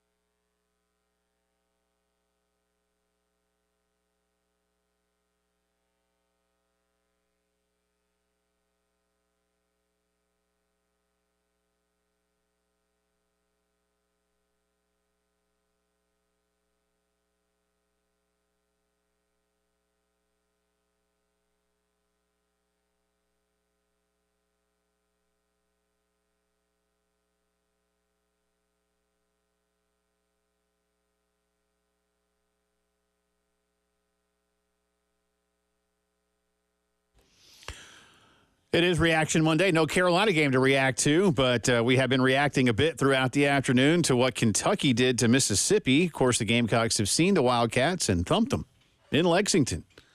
And then in Kentucky's next two games, we've seen them take Georgia to the wire and lose by, what, a point? And then we see Kentucky go to Oxford and win. Yes, Mississippi missed a potential game-tying field goal, but Kentucky went right down the field and scored. Now, yes, a little luck involved. Luck always finds a way to balance out. Elijah and I talked about this before we came on the air today. Carolina had those fumbles in Lexington that Kentucky fans are like, well, if those fumbles, you got yours, Kentucky fan, and then some, because it bounced right into that. Well, not bounced even. It kind of flew up into that dude's arms. I don't think it hit the ground. Yeah, he just fell into it. It's kind of like that David Pollock, what I call the fumbleception in the 0-2 Carolina-Georgia game. Not quite the same, but anyway. But Kentucky wins, man. And Kentucky does it with physical, bruising line play, especially on defense. You know, Elijah made a great point that we've talked about a lot. I think a lot of football folks do. Time of possession can be an incredibly overrated statistic. Mississippi just didn't always finish the drives they had, and they like to go fast. They don't mind. They're I'm not going to directly compare them to the 90s Bills, but we've talked a lot about it. You know, those 90s Bills teams, they got the ball, they scored. And yes, their defense gave up points and yards, but their defense, they were very, I know it's weird to say, they were very Pac-12, Big 12 from a few years back. You know, hey, we're not here to play defense all day. You know, and I've said it before. In the Southeastern Conference and the Big Ten Conference, defenses want you to punt every time. In the old Pac-12, RIP, and in the Big 12, it's changing a little bit now. There seems to be a little bit more defense played in the Big 12 now. But it was like, let's just try to play some defense in the final 6 to 8 minutes of the game. Or try to win turnover margin. Yeah. Gamble a lot for interceptions. Yeah, but we're not really here. We're not all that interested in punting or getting punted to, if you will. But I think Kentucky showed the way. My bigger thing, I think Carolina, I've said to you all along, and this isn't anything, I'm not here, I'm no Mr. Expert dude. And Elijah and I have differed on this all offseason and into the beginning of the season. It's not that I'm not high on Ole Miss. I love Lane. I think Lane is going to be Florida's next coach. I still believe that. I like Dart. I like what they do. They hadn't played anybody until Saturday. And I wasn't sure about Kentucky because of how I don't want to say how easily South Carolina beat them, but how decisively South Carolina beat them. It was not a game in the fourth quarter. But then I saw what Kentucky did to Georgia, and I do know how good Georgia is. And then we saw, you know, what Alabama did to Georgia, and then what Georgia did to Alabama. And then what Alabama did to Georgia again. So Kentucky is good, man. Especially defensively. They, for whatever reason, didn't have it against South Carolina, but Carolina wasn't great. I mean, you had to stat Carolina's third downs were 3rd and 12 in Lexington. On average. On average. That's good defense. That's great defense. That defensive line will maul inferior offensive lines. But, you know, now Ole Miss back against the wall kind of team. And that's how you have to go play. Does that play into their strengths? I don't know. Does it play into Carolina's strengths? I don't know. You know, this is why we play games, right? Like, I don't know. And will Carolina come out with the same level? You made a great point earlier. And look, this would be Carolina might be undefeated if you could bottle what you did in the first half against Louisiana State. You're going to kick everybody's tail. Now, that's a big ask. But can Carolina come up with that again? Can the Williams-Brice crowd come up with that again? Because both will matter. And I think the answer is yes. Mm-hmm. But you got to go do it. Just because I think you can or you think you can doesn't mean you will. You got to go do it. But that, to me, how do you disrupt what it is that Ole Miss thought they were again? Because they just got popped in the mouth. But it's still early. If the whole season is a prize fight, they're into round, and let's go 12, right? Well, they're into round 5. And that's still a really good football team, what Ole Miss has. And did Kentucky give you a blueprint to win the game? Yes. Is it replicable? It can be difficult, right? We talked about this during one of the breaks, and I didn't realize the discrepancy was this bad. But Ole Miss per play outgained Kentucky 6.3 yards per play to 4.5. If you win the yards per play battle, you're winning the game 9 times out of 10. It is very rare that you lose a game when you outgain your opponent on a per play basis.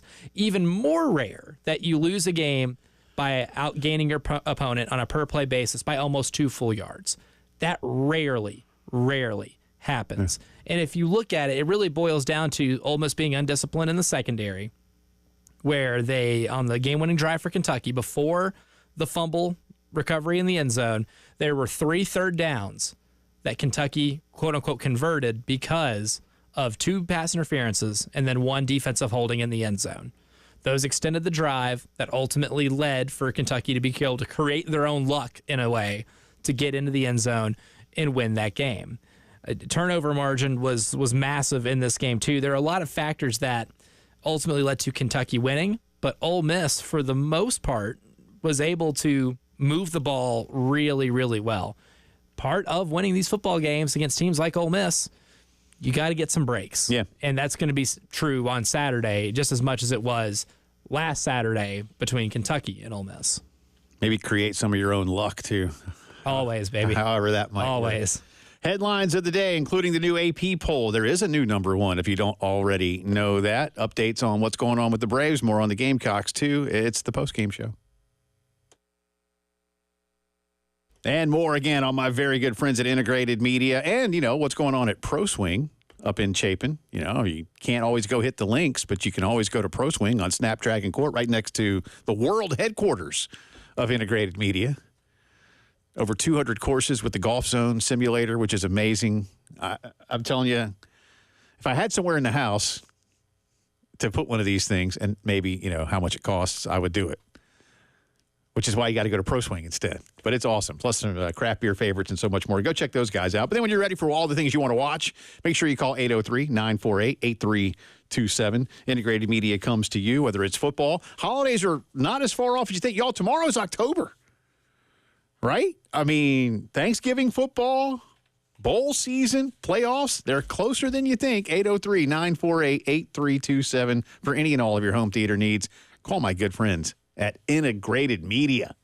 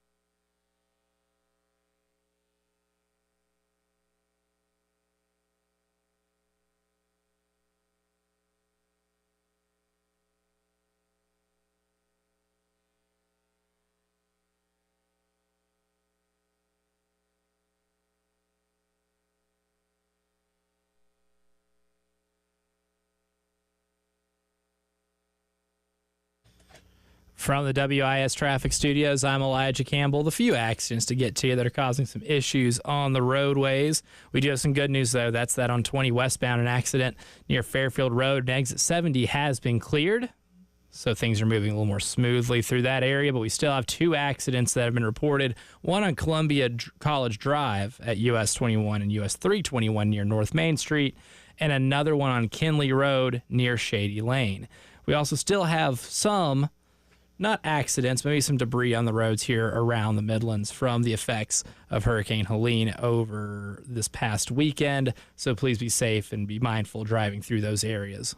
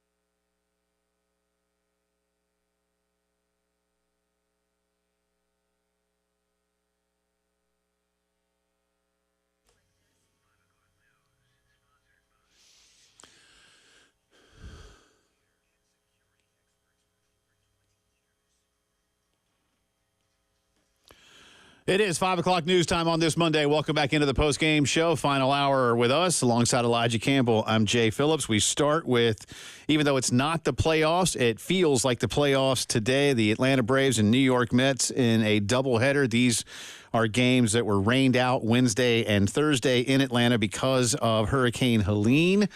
The Mets came back to win Game 1, 8-7. They are in Game 2 right now, but with that win, the Mets did clinch a spot in the National League wildcard playoffs.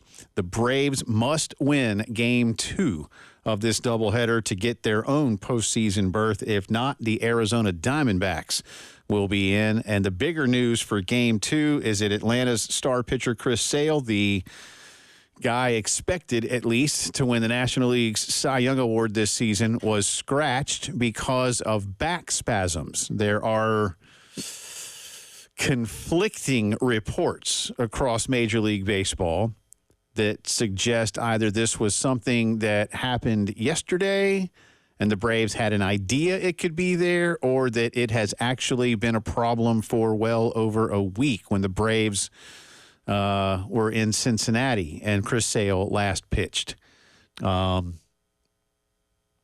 Believe what you want to believe. I don't know. I had not heard any of this. Apparently one report suggested that somebody on Major League Baseball on MLB Network, I don't know who, said the Braves may have been hiding an injury and hoping that he could overcome it. But there's no question this is the biggest game of the year, and it just happens to be the last game of the year. And this is how you find out. Most of finding out that he is not okay is that, 10 minutes before we play. Conway, South Carolina's own Grant Holmes started this game for Atlanta. He got the Mets out 1-2-3. The Braves did get a runner on at the bottom of the first, did not do anything with it. So we are end of one, no score. Again, this is Elijah Campbell, a must-win game. Quite literally. Yes. There is no... Unless you just don't want to play playoff baseball. Well, I was going to say, yeah, but they do. Yeah. They do. And again, I tried to speak it into existence in the break between games that now that the Mets have clinched a spot in the playoffs, they won't care as much. But I also know that the Mets hate the Braves hate the Mets, and the Mets would love to keep the Braves out of the playoffs. Because the Braves been in the playoffs for 7 straight years. And what is it, like 24 of the last 30 years, something? I don't know. With the exception of like a few years in the mid-2010s. So anyway, We'll see. No score. Going top 2. Keep you updated on that. The rest of the Major League Baseball playoff schedule is all set. Tomorrow, Detroit will be at Houston. Baltimore will be at Kansas City. And then we simply await where the Braves, Diamondbacks, or Mets will be. It is TBD at this point. Somebody will be at Milwaukee at 5:30 tomorrow afternoon. And somebody will be in San Diego tomorrow at 8:30 Eastern time. I don't know who yet. Well, one of those teams will be the Mets. A couple hours. Like I said, one of those teams will be the Mets. Guaranteed.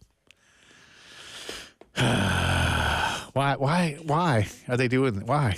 I found a way. Now this is the news section. I'll do this later. Let's get to college football, where we have a new number 1, overwhelmingly too. People just said, "Screw you, Texas and Ohio State. We're voting Bama number 1."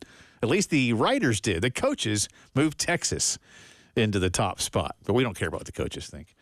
Alabama, number 1, with 40 first-place votes out of the 63 that vote. Texas gets 19 in second place. Ohio State gets 4. They are third. Tennessee up a spot to 4. Georgia drops only to 5. Still ahead of undefeated Oregon, who's in 6th.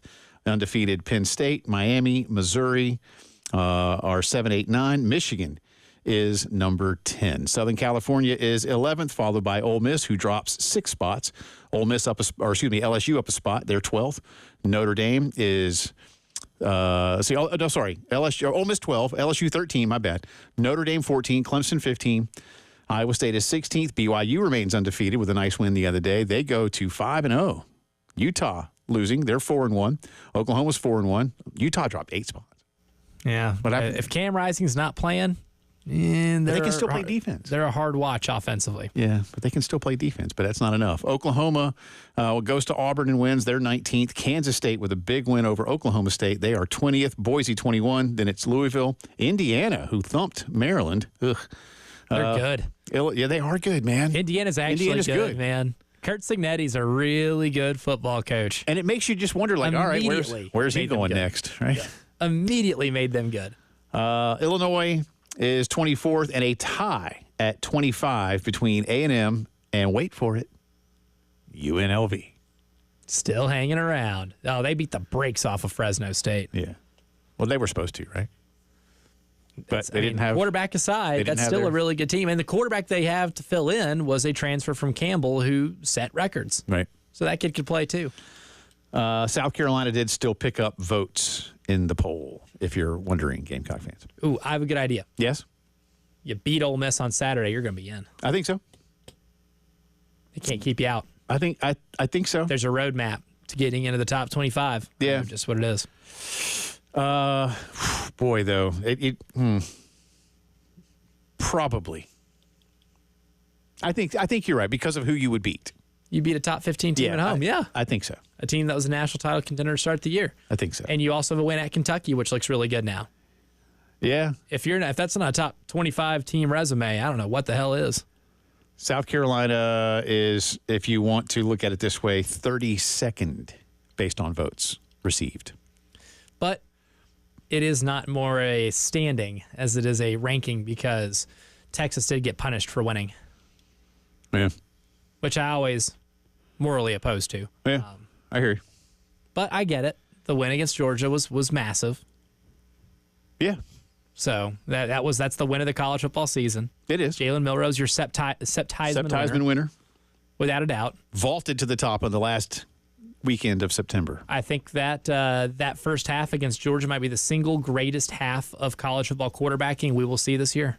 I have a hard time seeing a better half of football played. Yeah, who's going to go? You got to go match or exceed that. I don't disagree with you. Because it was 28-0 to start the game, and 3 of those 4 drives were like 70-plus plays long. It wasn't just like they were all turnovers in Georgia's red zone. They weren't fluky. It was like we lined up, hit you in the mouth, and you also had no idea what Jalen Milroe was going to do with the ball. Was he going to pitch it? Was he going to hand it off? Was he going to be able to throw the ball downfield?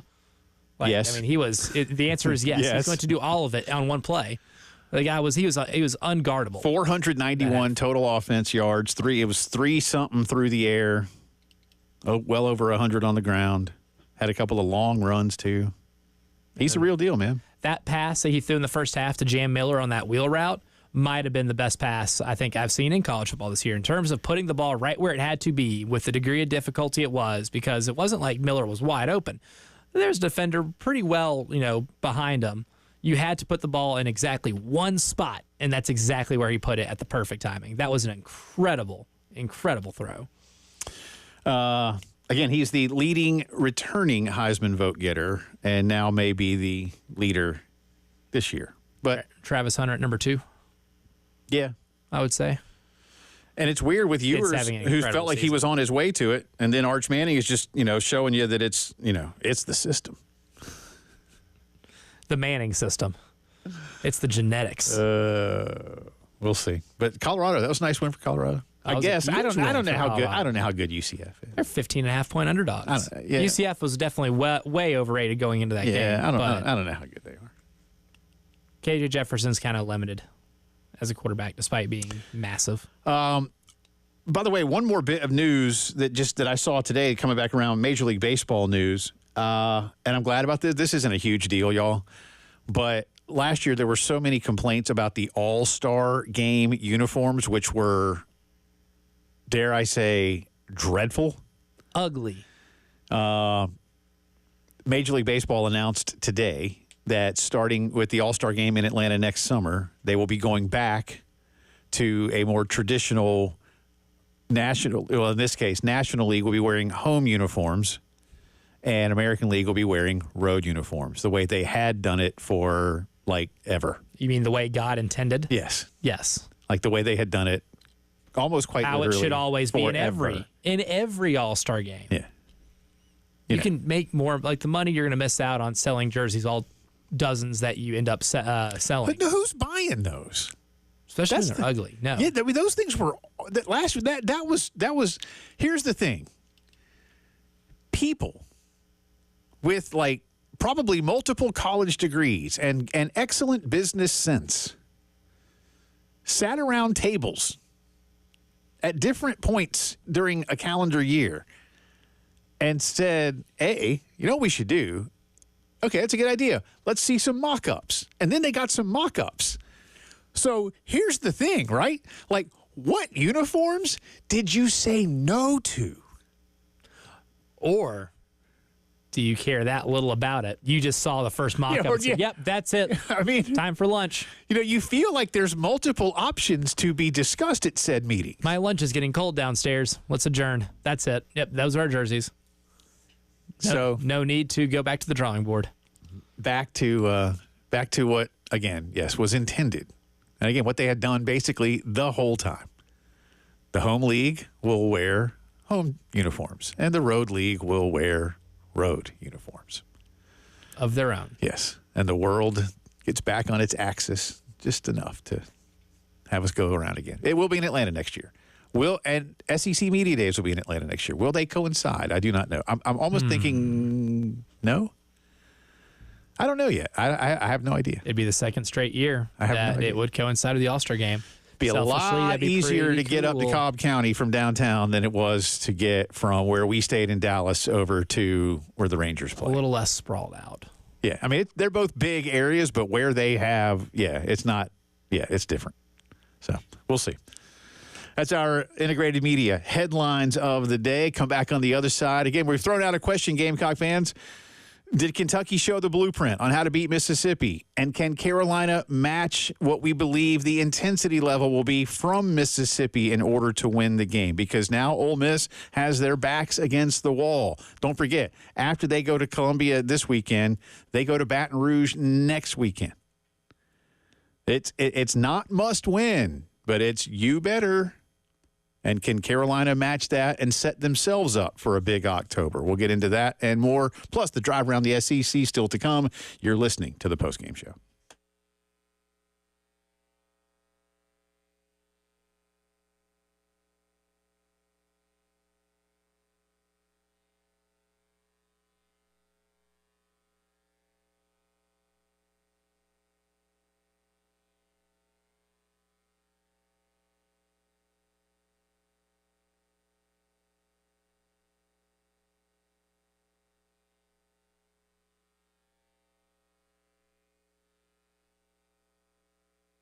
Let me tell you about our friends at The Joint Chiropractic. Listen, you've been suffering from some back pain, from some neck pain, and you're thinking to yourself, all right, I need to get this thing fixed, but I'm not really ready to go see a doctor. I don't want to wait in long lines.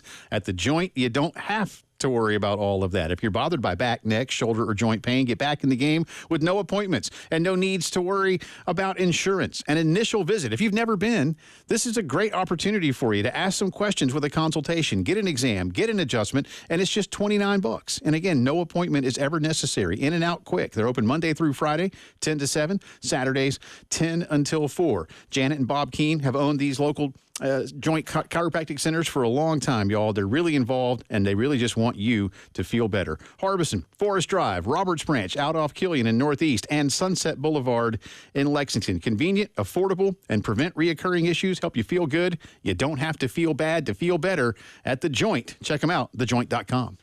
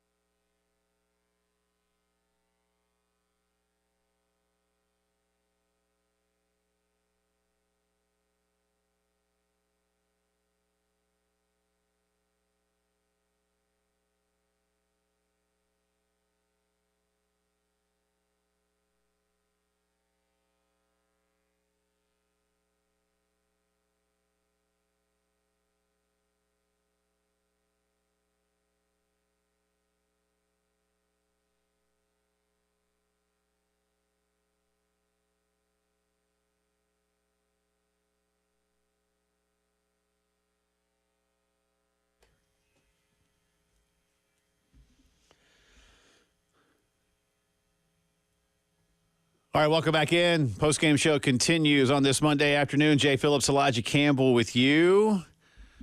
I'll be careful not to say it's good news, Braves fans, but there's news, Braves fans. Well, I mean, it's not bad news. It's not. The Braves have taken a 1-0 lead, bottom of the second. They have 2 on, 1 out.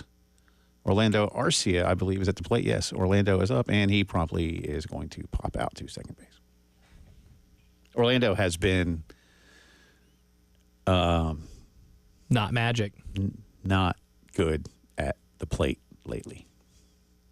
And by not good at the plate lately, I mean bad at the plate lately. Bad at bat right there, too. Wasn't great. No, it's terrible, actually. You just swing it away. Make them pitch, man. Still got 2 on. Yeah. Michael Harris has been hitting well, too. Let's see. John is up next on the phone lines, 803-404-6100. Happy Monday, sir. How are you? I was doing well until that first Braves game happened, but I'd rather not talk about that if I can avoid that, please. All right, so you talk about, did Kentucky show the blueprint on how to beat Ole Miss? The answer to that is absolutely they did. But I would say this, if you're Carolina, you look at that blueprint and you incorporate that into your game. Don't try to be Kentucky. Be who you are. And that is a good running game, a good-looking pass game so far, but it could still probably be a little bit better. I think if you lean on your defense like we have been for the first 4 weeks of the season, and you wreak havoc on Jackson Dart like we know that defensive line can, then I think good things can happen. The coverage team in the secondary, I think, has to be a little bit more improved, especially going up against this wide receiver group. And, speaking of which, as much as I despise him right now, do not make this about one player. Just go out there, play your game, play to your strengths, and see what can happen. Don't make it about Ole Miss. Make it about you. Well, that's fair. And thanks as always, John. Appreciate you. Yeah, look, I know a lot of Gamecock fans are going to, he's talking about Juice Wells. Juice is doing okay for them, right? He's not really. He didn't catch a pass on Saturday. He's not doing much. He's like their fourth best receiver. He's right. You were talking, and we'll get more into this, obviously. It's only Monday afternoon, so we're not going to sit here and start full-on breakdowns. Don't forget, tomorrow is Bruise Day. Ryan will be with us. Coach Beamer will speak tomorrow afternoon, so we'll have a lot more on that. But make it about you. Look, first off, in terms of run game, is how's Lenoris, how's Raheem Sanders? If not, Robbie showed a nice plan the other day, granted against a team that is not Ole Miss. Akron is not good. And again, we have to have a newfound level. We must have a newfound level of respect for what Kentucky has done the last couple of weeks.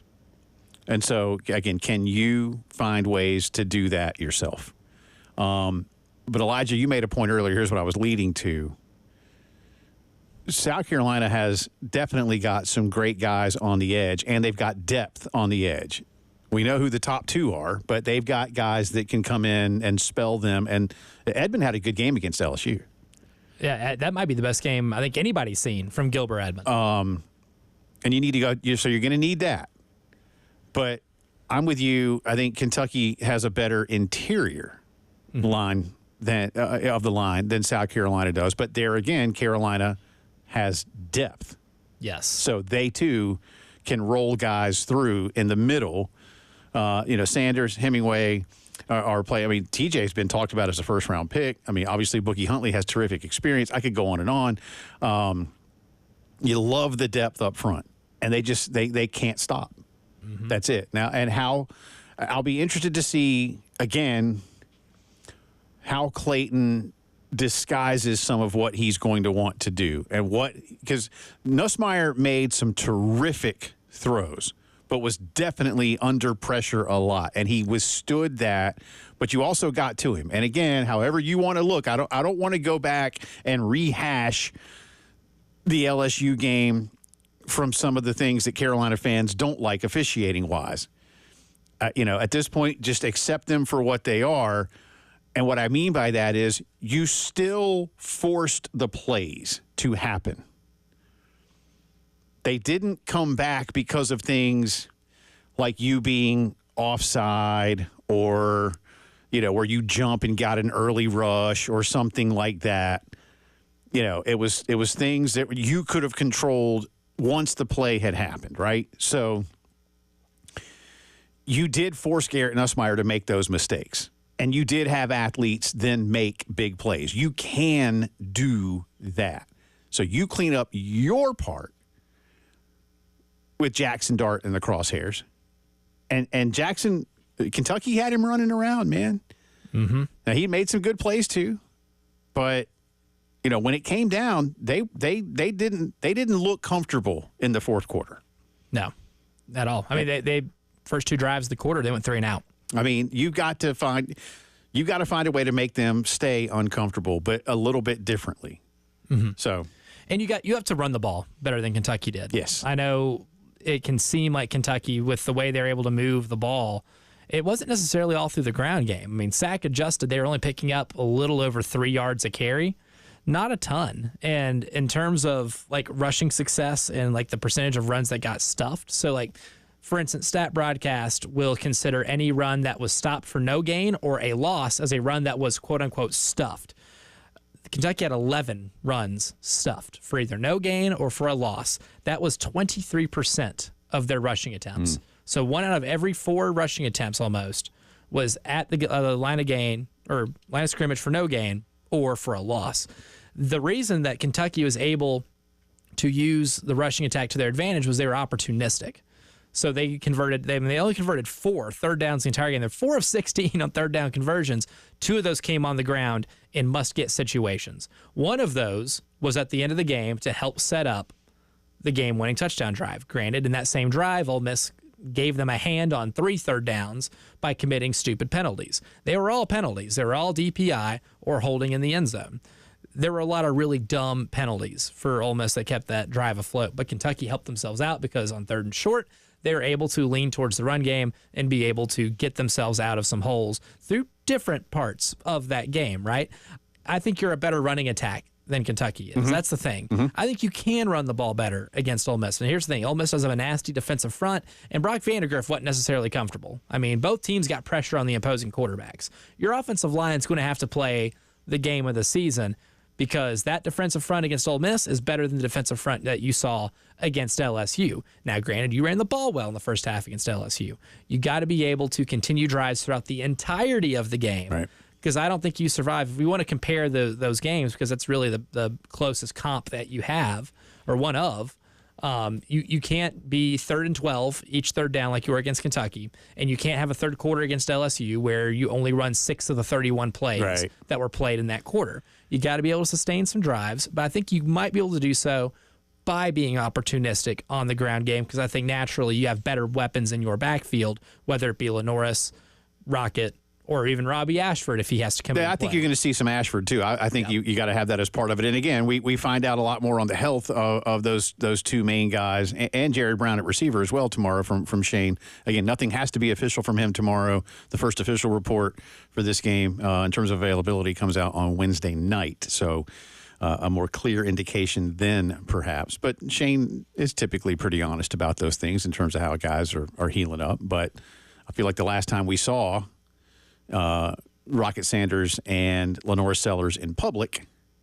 they were both in walking boots. Yes. But that was 10 days ago. So you've had plenty of time to rest up. You hope. Shane speaks tomorrow at 1. We'll have it live. Ryan Brewer in the house for Brews Day tomorrow at 3. So plenty of reaction then. Come back on the other side with a drive around the SEC. In addition to talking about Saturday's scores, we'll give you some standings. And there's a little bit of news about something in the future with the SEC. We'll do that for you. And as I head to the break, Atlanta up 1-0 on the Mets. Mets 2 out, nobody on, top 3. It is literally a must-win game if the Atlanta Braves want to make the playoffs. You're listening to the Postgame Show.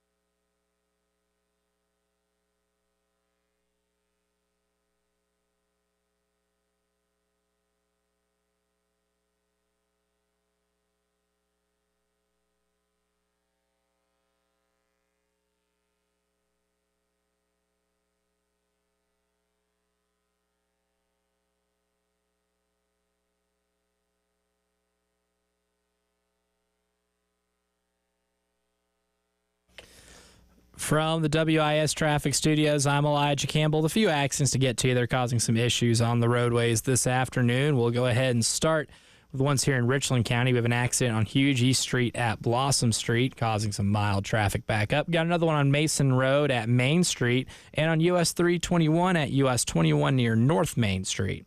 In Lexington County, we have 3 to report, one on 26 westbound at Augusta Road near exit 111, another one on Two Notch Road at Longs Pond Road, and lastly, one on US 378 near I-20.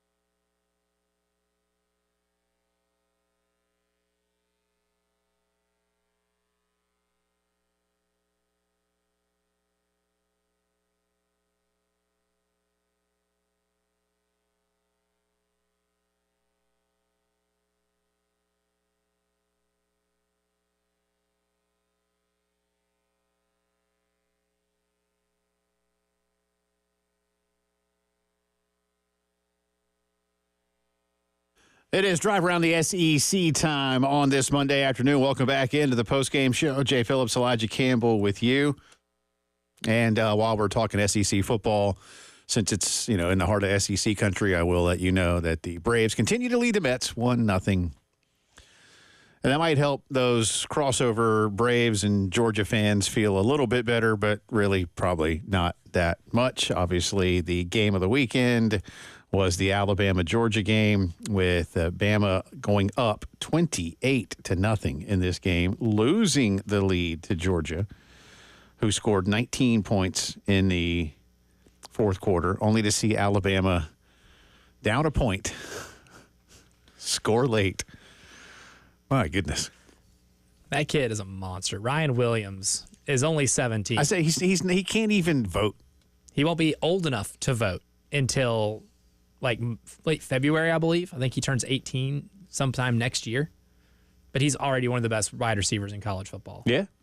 Was what, 6 for $177 and a touchdown? 6 catches, 177, and that score. Yeah.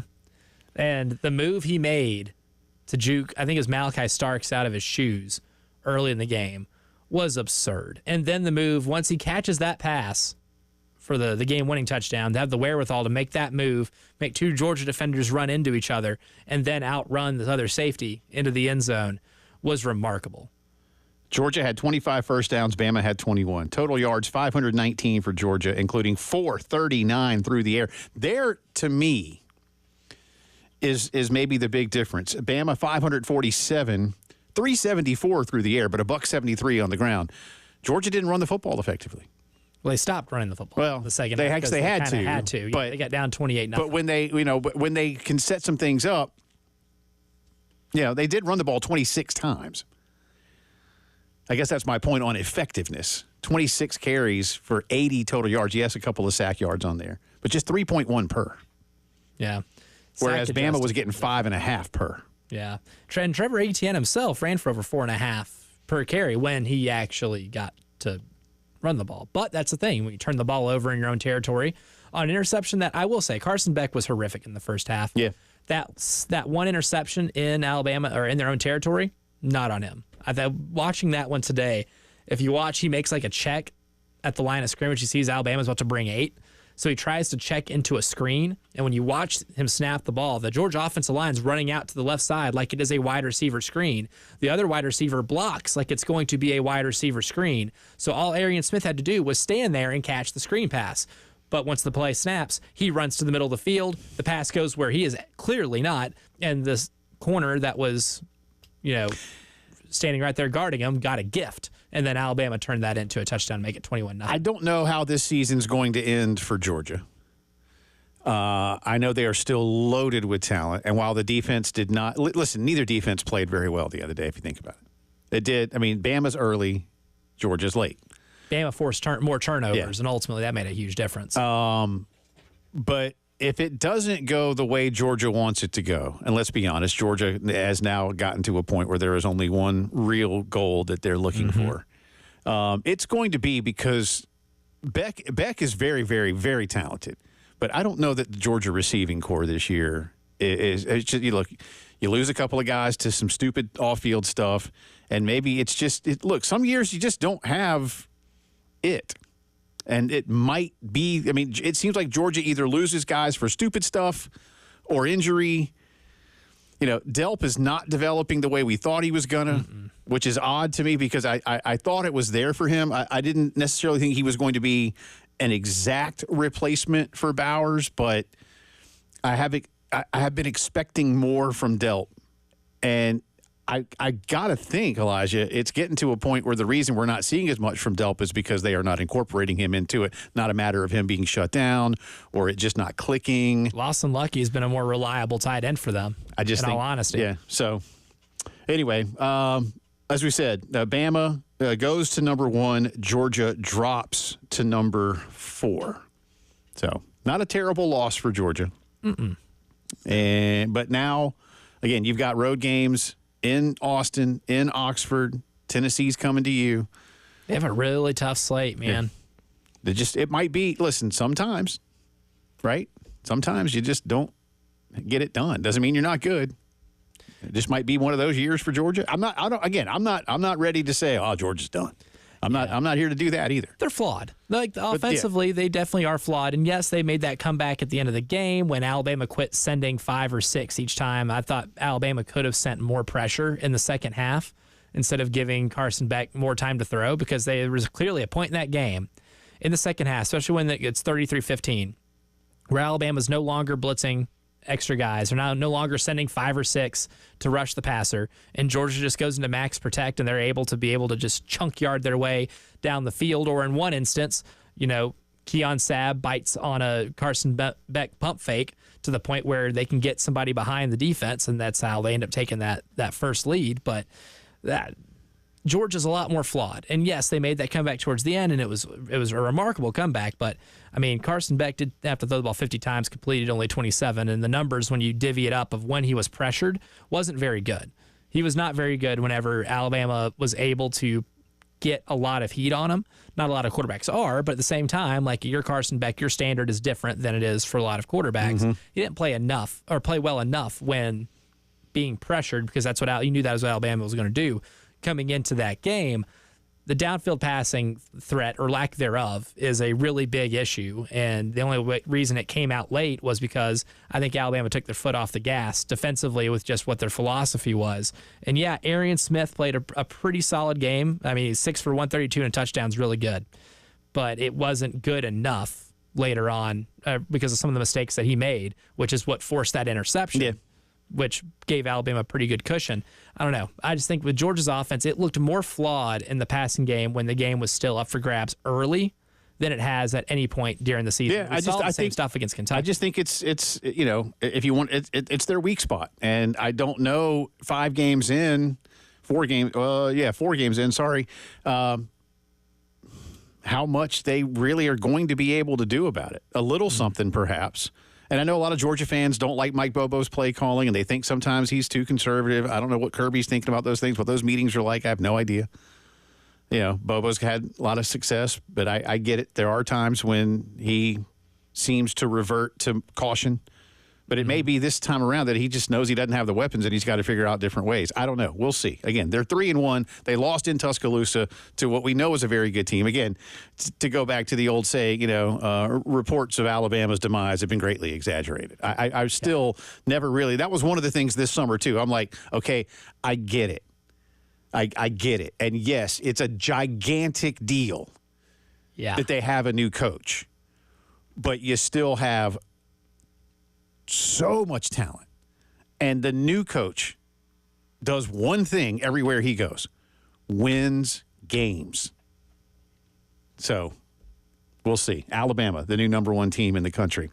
Texas, 35-13 winners over Mississippi State. They go to 5-0. Arch Manning in place of Quinn Ewers again, 26 for 31. Strong. 324. 2 scores. He's all right.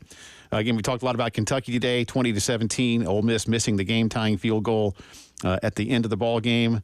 Could have sent it to overtime. Kentucky holds on for the win in Oxford.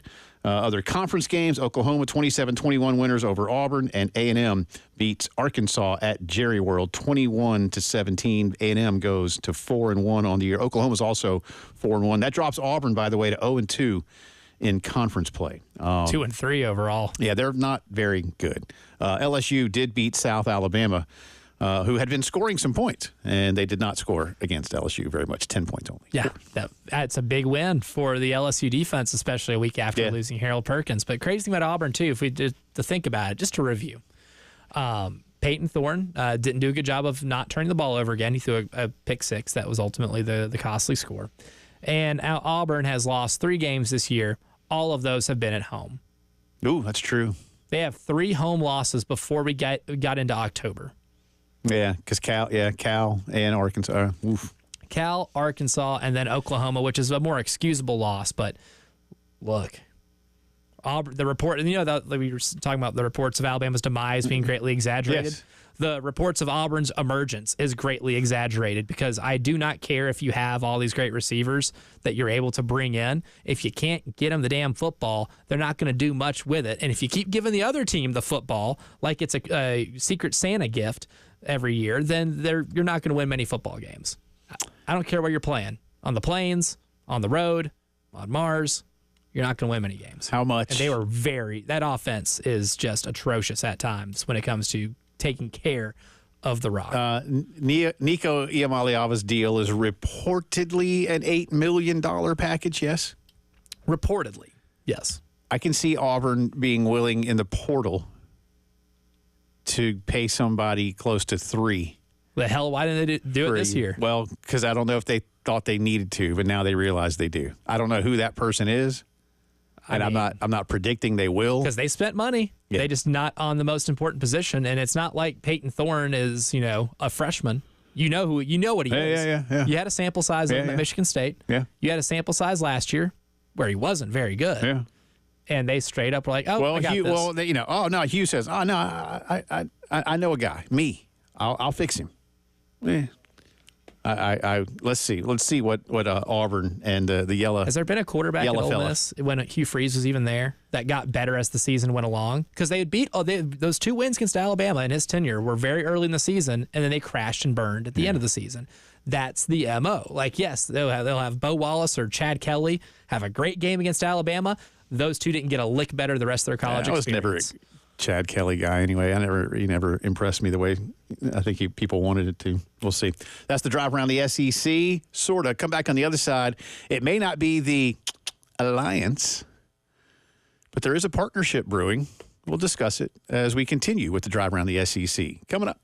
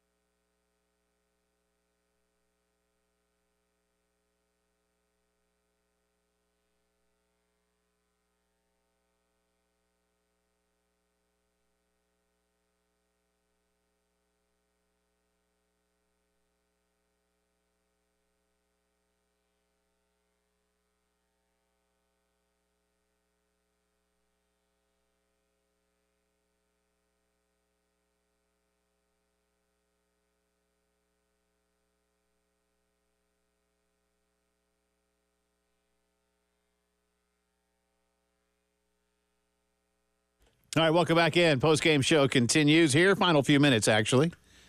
Appreciate you being with us. And, again, we send out all the love and support to those still without power, those who are struggling with it, especially in the upstate, and our friends in western North Carolina. Again, I make no secret of my affinity for Asheville. I call it hometown 1B. Yes, born and raised right here in Columbia. As I tell people, born in the hospital right over there. Right behind where I'm sitting. 3 blocks that way. But I love Asheville, North Carolina. And got a lot of friends up there, and they got popped big time. So pulling for them. And, again, thanks to Brian, who called in earlier, looking to get some volunteer crews to head up towards the Lake Lure area, which is also that Chimney Rock. If you've seen the pictures of the Chimney Rock Village, you want to call it a downtown, it's frightening. Elijah, you're from Tennessee. You drive I-40 a lot. Many of you may not know, but a section of I-40 westbound about, I don't know, I'm not sure exactly mileage-wise, about 20 miles, I think, ish west of Asheville, gone, just gone. Completely, slid off. Gone. It's on a cliff anyway. Yeah. But it's completely It's slid. now just gone. I mean, that'll probably be a 2-year project. I mean, you're basically going to be building new interstate, which ain't ever easy. And a lot of things going on in western North Carolina right now. Anyway, I imagine a lot of those resources will be diverted. So those of you who make the drives to places like Knoxville or Nashville on a regular basis, or you take I-40 to get to Knoxville to go up to Kentucky or wherever you may be needing to start driving to Atlanta and go up 75. Add a few hours to your trip. Yeah. Because you're going to have 40 eastbound turn into a 2-lane road for a bit. It's going to be rough, man. It's going to be rough. Braves, let's see, 1-0. Braves, bottom 4, 1 out, 2 on. Once again, it is a must-win game for the Braves. This is not one of those opinion things or hyperbole things. This is a literal truth. The Braves must win this game to go to the playoffs. And they like going to the playoffs. They do. They're very accustomed to it. So are their fans. Like the guy talking to you wearing his Bobby Cox jersey. And this thing, as Elijah will tell you, I don't know, man. It used to be really red and where it says Braves. And now I wouldn't say it's pink. It's seen some action is what you're saying. But this thing's been around a while, man. So, must win game for Atlanta. Finally, you don't call it an alliance because that's a bad word in college football partnerships. But Big Ten and SEC ADs will be discussing some things in football scheduling, preferences for automatic bids, and more at in-person meetings in, speaking of which, Nashville next week. According to Heather Dinich, I'll read verbatim, the meeting is a continuation of the Big Ten SEC Joint Advisory Group, which was formed in February and includes the league's presidents, chancellors, and athletics directors. SEC Commissioner Greg Sankey, Big Ten Commissioner Tony Petitti are scheduled to meet with the ADs for one day. Says a Big Ten source to Heather, quote, there is hope that we can definitely move the needle and make some progress on different things. The scheduling partnership may be hinging on the SEC going to 9.